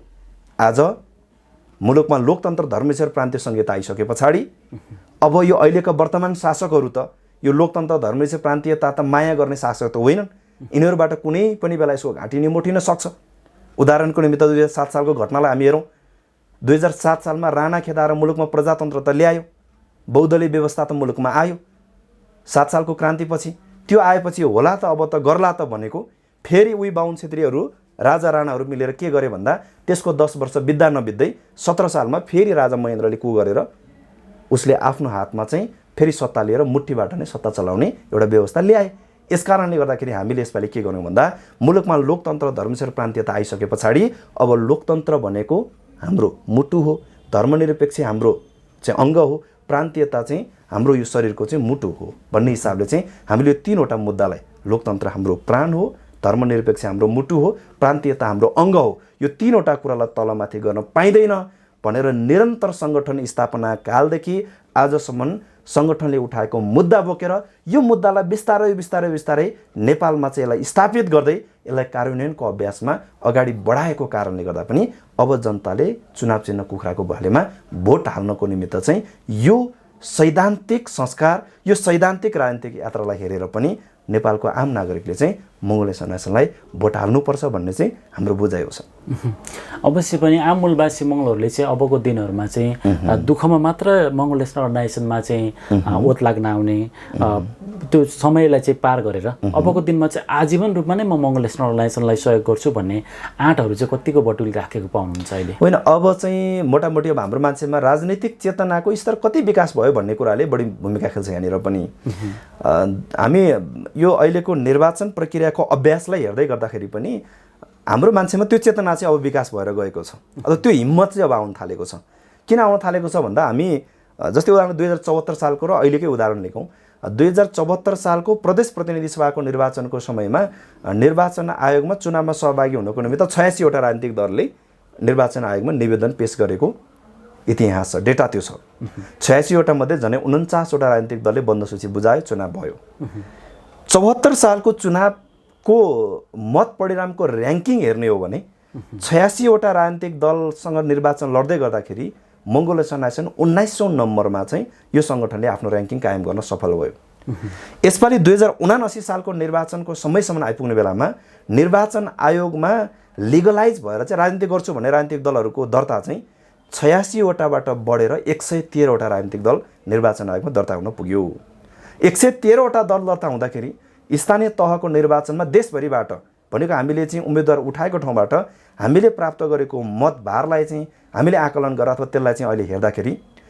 2074 सालमा 86 वटा राजनीतिक दलमा चुनाव लड्दाखेरि 19औं नम्बरमा आएको मङ्गोल नेसन यसपालि 113 वटा राजनीतिक दलको बिचमा चुनाव लड्दै गरेको मङ्गोल नेसन 19औं नम्बरबाट उक्लेर अहिले 12औं स्थानमा मङ्गोल नेसन कायम हुन आइपुगेको छ। यसलाई हेर्दाखेरि चाहिँ आम नागरिकहरूले अब मङ्गोल नेसनलाई दुःख सुख जीवनभर नै अब यसैलाई अपनाउनु पर्छ भनेर हिम्मत कसेको चाहिँ यो घटनाबाट नै अप्रमाणित भएर गएको अवस्था हो सर। अवश्य पनि अहिले तपाईहरू आगामी निर्वाचनमा देखि लिएर हिजोदेखि नै तपाईहरू एक्लै नै अगाडि बढिराख्नु भएको छ। मङ्गोल नेसनल अर्गनाइजेसन सिङ्गो सङ्गठन निमित्त अगाडि बढिराखेको छ भने अब आउने निर्वाचनमा पनि तपाईहरू एक्लै अगाडि बढिराख्नु भएको छ र अरू राजनीतिक दलहरू चाहिँ गठबन्धन भनेर अगाडि बढिराखेको छ। त्यो गठबन्धनको त्यो परिभाषालाई चाहिँ उनीहरूलाई गर्दाखेरि चाहिँ अहिले त्यो गठबन्धनलाई अलिकति पछाडिबाट हेर्ने हो भने त त्यो ठगबन्धन बन्ने रहेछ। त्यसको काम कार्य र शैलीलाई चाहिँ कसरी राख्नु भएको छ? यो त अघि तपाईँले बताउनु भएको जस्तै गठबन्धन भनेको त जनतालाई मूर्ख बनाउने खेल मात्रै हो यो। र फेरि गठबन्धन किन पनि गर्नु पर्यो भन्दाखेरि मङ्गोल नेसनलाई रोक्न र छेक्नकै निमित्त गठबन्धन गर्नु पर्यो। किनकि हामीले विगत लामो इतिहास हेऱ्यौँ भने 2064 सालमा गठबन्धन भने 70 सालमा नि गठबन्धन देखिएन। 74बाट गठबन्धन किन गर्नु पर्यो भन्दा मङ्गोल नेसनको अहिलेको साङ्गठनिक चाहिँ विस्तार जुन हिसाबले बढेर गएको छ, यसको मैदान जसरी फराकिलो हुँदै गइरहेको छ, यसैलाई आकलन गरेर उनीहरू गठबन्धनतिर गए। र गठबन्धन भनेको चाहिँ अर्ग्यानिक भाषाबाट भन्दाखेरि अघि तपाईँले भन्नुभएको जस्तै जनतालाई मूर्ख बनाउने र ठगहरूको चाहिँ एउटा बन्धन जस्तो मात्रै भयो। त्यो किन भयो भन्दाखेरि झन् यसपालाको मङ्सिर 4 को निर्वाचनको निमित्त हुँदै गरेको गठबन्धन झन् यो त उदेक लाग्दो गठबन्धन हुँदैछ। किनभने नेपाली कङ्ग्रेसको मुद्दा गन्तव्य एउटा हो, माओवादीको मुद्दा र गन्तव्य एउटा हो, कम्युनिस्ट पार्टीको गन्तव्य र मुद्दा एउटा हो भने नेपाली कङ्ग्रेसको हिँड्ने बाटो र गन्तव्य एउटा हो। उदाहरणको निमित्त यसलाई हामीले सामान्य भाषाबाट भन्यौँ भने यिनीहरूको गन्तव्य र मुद्दा भनेको उदाहरणको निमित्त राजधानी काठमाडौँको नयाँ बस पार्कबाट छुट्ने बसहरू, रात्रि बसहरूको गन्तव्य फरक फरक हुन्छ। छुट्ने ठाउँ एउटै भए पनि गन्तव्य फरक छ। त्यहाँनिर काठमाडौँबाट निस्किने रात्रि बसहरूको गन्तव्य उदाहरणको निमित्त कसैको पूर्व काकडभिटा हुन्छ भने कसैको पश्चिम धनगढी हुन्छ। त्यहाँनिर सेम यस्तै नेपालको राजनीति गर्ने नेपाली कङ्ग्रेसको गन्तव्य एउटा अलग ठाउँ हो भने कम्युनिस्ट पार्टीको गन्तव्य अलग ठाउँ हो। तर उनीहरूले अहिले के गर्दै भन्दा हामी गठबन्धन गरेर सँगै जान्छौँ भनेर भनिराखेको छ। त्यो के भन्यो भन्दाखेरि चाहिँ काठमाडौँबाट छुट्ने रात्रि बसहरू चाहिँ धनगढी जाने बस र उता काकडभिटा जाने बस हामी सँगै जान्छौँ भने जस्तै हो। उनीहरू सँगै त जान सक्छन्। कहाँसम्म सँगै जान सक्छन् भन्दा चितवनको नारायणगढसम्म सँगै जान सक्छन् उनीहरू। नारायणगढ पुगिसके पछाडि काकडभिट्टा जाने बस पूर्व लाग्छ, धनगढी जाने बस पश्चिम लाग्नुपर्छ। त्यहाँबाट लागेनन् भने के हुन्छ, त्यहाँ बिचैमा बस्यो भनेदेखि त्यहाँको त्यो बसभित्र यात्रा गर्ने, त्यो रात्रि बसभित्र यात्रा गर्ने पेसेन्जरहरू अथवा यात्रुहरू चाहिँ गन्तव्यविहीन हुन पुग्छ, बिचैमा अल्मलिन्छ। अहिले यसपालि पनि यिनीहरूले त्यही गर्न खोजिराखेका छन्। गठबन्धन भन्दै गठबन्धन भने उनीहरूको विचार पनि अलग हो, सिद्धान्त अलग हो, गन्तव्य अलग हो उनीहरूको। तर उनीहरूले गठबन्धन भनेको छ। अब गठबन्धन दललाई फेरि पनि भोट हालेर जनताले जितायो भने उनीहरूले सँगै कहाँसम्म पुऱ्याउँछ भन्दा चितवनसम्म पुऱ्याउँछ। चितवनसम्म पुऱ्याउने भनेको उनीहरू भन्दा नमिलुन्जेलसम्म उनीहरू सँगसँगै यात्रा गर्छन्। त्यो पाइसकेपछि अनि उनीहरू फेरि त्यहाँनिर छुट्टिन पुग्छन्। 74 को घटना पनि यही हो। यस कारणले गर्दाखेरि अबको नेपालको आम नागरिकहरूले यो गठबन्धनलाई चाहिँ राम्रोसँग बुझिसकेको छन् कि गठबन्धन भनेको केवल मङ्गोल नेसनल अर्गनाइजेसन रोक्नको निमित्त जनताहरूलाई मूर्ख बनाएर फेरि पनि सत्तामा पुगेर सत्ताको स्वाद चाख्नको निमित्त उनीहरूले अहिले ल्याएको एउटा हतियार मात्रै हो भन्ने कुरा जनताले बुझ्नुपर्छ। अवश्य पनि हामी जुन रूपमा आज जुन जीवन दर्शन र अस्तित्वको विषयमा कुराकानी गर्दै हामी अगाडि बढिराखेका छौँ। सँगसँगै अब आउने निर्वाचनमा चाहिँ जुन भोट हाल्नका लागि मङ्गल नेसनल अर्गनाइजेसनको चुनाव चिन्हमा चाहिँ भोट हाल्नका लागि चाहिँ जुन जनताहरूले चाहिँ एउटा आफ्नो जुन प्रेरणाको स्रोत मानेर चाहिँ अगाडि बढिराख्नु भएको छ र जो सम्पूर्ण नेता कार्यकर्ताहरूले चाहिँ अब चुनाव चिन्हमा चाहिँ आफूले सोचेको चुनाव चिन्हमा चाहिँ भोट नहालिकन गल्ती गर्नबाट चाहिँ अगाडि बढ्नको लागि चाहिँ के भन्न चाहनुहुन्छ तपाईँ? होइन, म आम नागरिकहरू र सङ्गठनभित्रको समग्र नेता कार्यकर्ताहरूले पनि मोटामोटी बुझिसक्नु भएको छ। नेपालको राजनीति अब कहाँ आएर घुम्दैछ भन्दा लोकतन्त्र धर्मनिरपेक्ष प्रान्तीयतामा आएर त घुमिसकेको छ नेपालको राजनीति।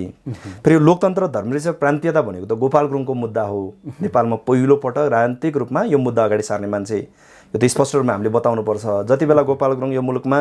लोकतन्त्रको निमित्त, धर्मनिरपेक्षको निमित्त, प्रान्तीयताको निमित्त आवाज उठाएर भद्रगोल जेलभित्र उहाँले सङ्घर्ष गर्दै गर्ने क्रममा नेपालमा अहिले यो लोकतान्त्रिक मुलुकमा बनेका मन्त्री प्रधानमन्त्री भन्ने अहिलेका नेताहरू त चाहिँ राजाको पछाडि राजाको गुणगान गाउँदै हिँडिराखेका थिए। यिनीहरू त यिनीहरूलाई लोकतन्त्र भने नि थाहा थिएन, धर्मनिरपेक्ष भने नि थाहा थिएन, प्रान्तीयता भने के हो पनि थाहा थिएन यिनीहरूलाई, होइन? त्यति बेलाको परिवेश त्यस्तो थियो। तर डाक्टर गोपाल गुरुङज्यू महामानवले लेखेको दर्शनको कारणले गर्दा आज देशको राजनीति यो ठाउँमा आइपुगेको छ र गोपाल गुरुङको उहाँको जीवनकालमै भन्नुहुन्थ्यो नेपालको राजनीति अब लोकतन्त्र, धर्मनिरपेक्ष, प्रान्तीयताभन्दा बाहिर जाने ठाउँ छैन भनेर उहाँले भन्नुहुन्थ्यो। आज मूल मुद्दा यहीँ आएर केन्द्रित भएको छ। अहिले चाहिँ समाजमा देखिन थालेको छ अहिलेको नेपालको ठुला राजनीतिक दल भनाउँदाहरू लोकतन्त्र बचाउने नाममा उनीहरू भोट मागिराखेका छन्। अहिले के भुरे टाकुरे देखा परेका मान्छेहरू यो लोकतन्त्रले चाहिँ खत्तम बनायो, धर्मनिरपेक्ष प्रान्तीयताले यसो हो उसो हो भनेर फेरि त्यही मुद्दालाई नै मुख्य केन्द्रित मुद्दा बनाएर फेरि भोट माग्न जनताकोमा पुगिराखेका छन्। भनेको देशको राजनीति त यो लोकतन्त्र, धर्मनिरपेक्ष र प्रान्तीयतामा आएर घुमि नै राखेको छ अहिलेको वर्तमान राजनीति।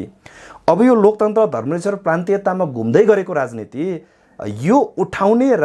प्रमुख राजनीतिक दल र उठाउने पहिलो राजनीतिक दलको रूपमा नै मङ्गोल नेसनल अर्गनाइजेसनमा आएर घुम्ने अवस्था चाहिँ अब बनेको छ। अबको नेपालको वर्तमान राजनीति अब त्यो ठाउँमा चाहिँ आइपुग्दैछ। यस कारणले गर्दाखेरि पनि सबै राजनीतिक दलमा भएका मङ्गोल अनुहारका मान्छेहरूले पनि यो कुरालाई बुझ्दै हिजो राजनीतिक चेतनाबाट चाहिँ निकै टाढा बसेका हाम्रो मान्छेहरूमा पनि राजनीतिक चेतनाको चाहिँ वृद्धि विकास भएर मङ्गोल नेसनल अर्गनाइजेसनमा जोडिँदै गरेको कारणले गर्दा पनि म सम्पूर्ण सङ्गठनको नेता, कार्यकर्ता, समर्थक, शुभेच्छुकहरूले अलिकति पनि गल्ती नगरिकन मङ्गोल नेसनल अर्गनाइजेसनको चुनाव चिन्ह कुखुराको भालेलाई जिताउनु भनेको अथवा कुखुराको भालेमा तपाईँले हालेको मत भनेको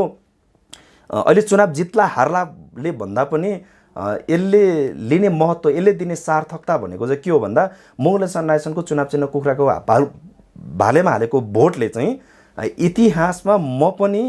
नेपालमा चाहिँ समानता, स्वतन्त्रता, भातृत्व सहितको लोकतान्त्रिक व्यवस्था हुनुपर्छ भन्ने पक्षमा हाल्दै गरेको भोटको रूपमा चाहिँ तपाईँ हामीले बुझ्नुपर्छ। यस कारणले गर्दाखेरि म सम्पूर्ण सङ्गठनप्रति एउटा खालको चाहिँ सोच बोकेर हिँडेको, सङ्गठनप्रति एउटा खालको शुभेच्छा प्रकट गर्ने आम नागरिकहरूलाई अलिकति पनि गल्ती नगरिकन मङ्गोल नेसनल अर्गनाइजेसनको चुनाव चिन्ह कुखुराको भालेलाई नभुलिकन यो दलप्रति एउटा खालको यहाँहरूको प्रेम दर्शाएर चुनाव चिन्ह कुखुराको भालेमा मत दर्ज गर्नको निमित्त चाहिँ म सम्पूर्णप्रति अपिल गर्न चाहन्छु सर। हामी एउटा महत्त्वपूर्ण क्षणमा छौँ र यो महत्त्वपूर्ण सँगसँगै हामीले राजनीतिको कुरा र राजनीतिक यात्राको विषयमा कुराकानी गर्दै अगाडि बढिराखेका छौँ र माइलस्टोन टाइमको स्क्रिनमा हेरेर बसिराख्नुभएका आम नेता, कार्यकर्ता र दर्शकहरूलाई तपाईँ के भन्न चाहनुहुन्छ? म सम्पूर्ण चाहिँ आम दर्शकहरूप्रति जो घर देश तथा परदेशमा हुनुहुन्छ,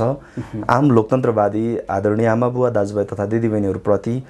यो मङ्सिर 4 गते प्रतिनिधि सभा र प्रदेश सभाको निर्वाचन नेपाल सरकारले घोषणा गरेको छ। निर्धारित मितिमै निर्वाचन सम्पन्न भएको खण्डमा, निर्धारित मितिमा नै निर्वाचन भएको खण्डमा चाहिँ आम मतदाता चाहिँ नेपाली आमा बुवा दाजुभाइ तथा दिदीबहिनीहरूले चाहिँ अब चाहिँ विवेक पुर्याएर यो मङ्सिर 4 को निर्वाचन भनेको सामान्य निर्वाचन होइन। यो मङ्सिर 4 को निर्वाचन भनेको प्रदेश प्रतिनिधि सभाको निर्वाचन अब यस्तै निर्वाचन आउनको निमित्त अर्को 5 वर्ष कुर्नुपर्छ। 2074 सालको मङ्सिरमा सम्पन्न भएको प्रदेश तथा प्रतिनिधि सभाको निर्वाचनबाट जिताएर पठाएको प्रतिनिधिहरूले हामीलाई कति दुःख दिए भन्ने कुरा अब तपाईँहरूले समीक्षा गर्ने बेला आएको छ। चाहिँ पुरानो राजनीतिक दलहरू भनेको हिजो तपाईँले चुनाव जिताएर पठाएका राजनीतिक दलहरूको अब नयाँ घोषणापत्र हेर्नको निमित्त होइन, पुरानो घोषणापत्रको प्रश्न गर्नको निमित्त तपाईँहरू तयार भएर बस्नुपर्छ। हिजोको राजनीतिक दलहरूले तपाईँलाई बाँडेको सपना कति पुरा गर्न सके, पुरा गर्न सकेनन्। देशलाई हिजो 74 सालको मङ्सिरमा चुनावमा हामी सहभागी हुँदै गर्ने बेलामा तपाईँ हामी समग्र नेपाली नागरिकहरूको टाउकोमा करिब चाहिँ 30-35 हजारभन्दा ज्यादा ऋण तपाईँ हाम्रो टाउकोमा थिएन। 5 वर्षको अन्तरालमा चाहिँ हाम्रो टाउकोमा झन्डै 65 हजारभन्दा ज्यादा ऋण पुर्याउनको निमित्त कसले भूमिका खेले भन्ने कुरालाई तपाईले गहिरो हिसाबले समीक्षा गर्नुपर्छ। त्यो हिसाबले समीक्षा गरे सँगसँगै अर्को कुरा भनेको 74 सालमा जिताएका यही प्रतिनिधिहरूले नै चाहिँ हिजो संसारले भोग्न विवश भएको महाप्रलयकारी यो कोभिड-19 कोरोना भाइरसको बेलामा चाहिँ हिजो 74 सालमा जिताएर अभिभावकको रूपमा नेतृत्व पङ्क्तिमा पुर्याइएको चाहिँ यो नेता कार्यकर्ताहरूबाट, यो नेताहरूबाट अथवा यो सांसदहरूबाट अथवा चाहिँ अहिलेको यो नेपालको जल्दो बल्दो भन्ने राजनीतिक दलका नेतृत्वहरूबाट हामीले कति कुरा प्राप्त गर्न सक्यौँ, कति कुरा प्राप्त गर्न सकेनौँ, उनीहरूले हामीलाई के दिए के दिएनन् भन्ने कुराको समीक्षा गर्नु पनि जरुरी छ। त्योभन्दा पनि अर्को जटिल समीक्षा भनेको हिजो 74 साल चाहिँ मङ्सिरमा सम्पन्न भएको प्रतिनिधि सभाको निर्वाचन जिताएर पठाएको देशको करिब 275 जना सांसदहरूले जबरजस्ती हस्ताक्षर गरेर नेपालको अहितमा छ भनेर देशभरि आवाज उठेर हिजो प्रहरीको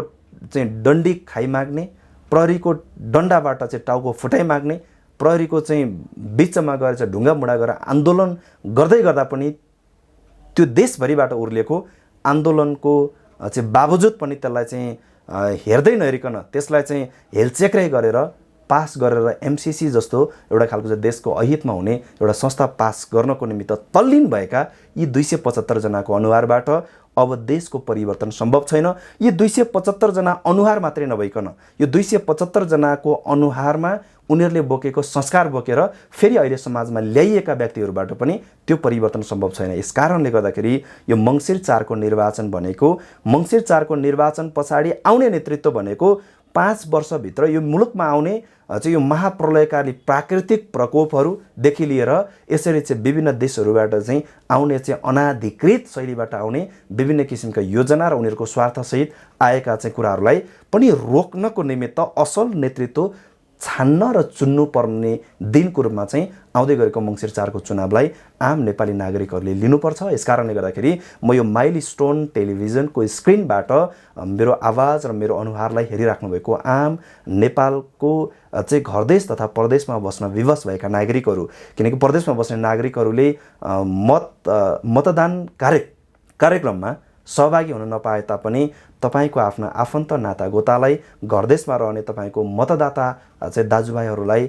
तपाईले पनि सम्झाएर अबको नेतृत्व पङ्क्तिको निमित्त, अबको असल नेतृत्वको निमित्त चाहिँ हिजोका पुरानो, मैले अघि तपाईँलाई बताइहालेँ 74 सालमा जितेर गएका 275 जना काम लाग्दैनन् भन्ने कुरा त यो त बताइसकेको छ। यो 275 जना सहित यही सोच बोकेर आउने यही नस्लका मान्छेहरू, यही संस्कारमा हुर्केका मान्छेहरूलाई पनि पूर्ण रूपमा चाहिँ उनीहरूलाई विस्थापित गरेर उदारवादी सोच र सिद्धान्त बोकेर समानता, स्वतन्त्रता, भातृत्वमा आधारित हुने एउटा चाहिँ लोकतान्त्रिक व्यवस्था सहितको नेपाल निर्माणको निमित्त मङ्गोल नेसन राइसनको प्रतिनिधिहरूलाई चाहिँ चुनाव चिन्ह कुखुराको भालेमा मतदान गर्नको निमित्त चाहिँ यहाँहरू सबैलाई म माइलस्टोन टेलिभिजनको स्क्रिन हेरेर बस्नुभएको सम्पूर्ण घरदेश तथा परदेशमा रहनुभएका सम्पूर्ण आदरणीय नेपाली आमाबुवा दाजुभाइ तथा दिदीबहिनीहरू, लोकतन्त्रवादी लोकतन्त्र प्रेमी आमाबुवा दाजुभाइ तथा दिदीबहिनीहरूप्रति चाहिँ म हार्दिक अपिल गर्न चाहन्छु सर। हवस्, आगामी निर्वाचनको लागि यहाँहरूको विजयको लागि पनि म अग्रिम शुभकामना व्यक्त गर्न चाहन्छु र यहाँको महत्त्वपूर्ण समय र संवादको लागि म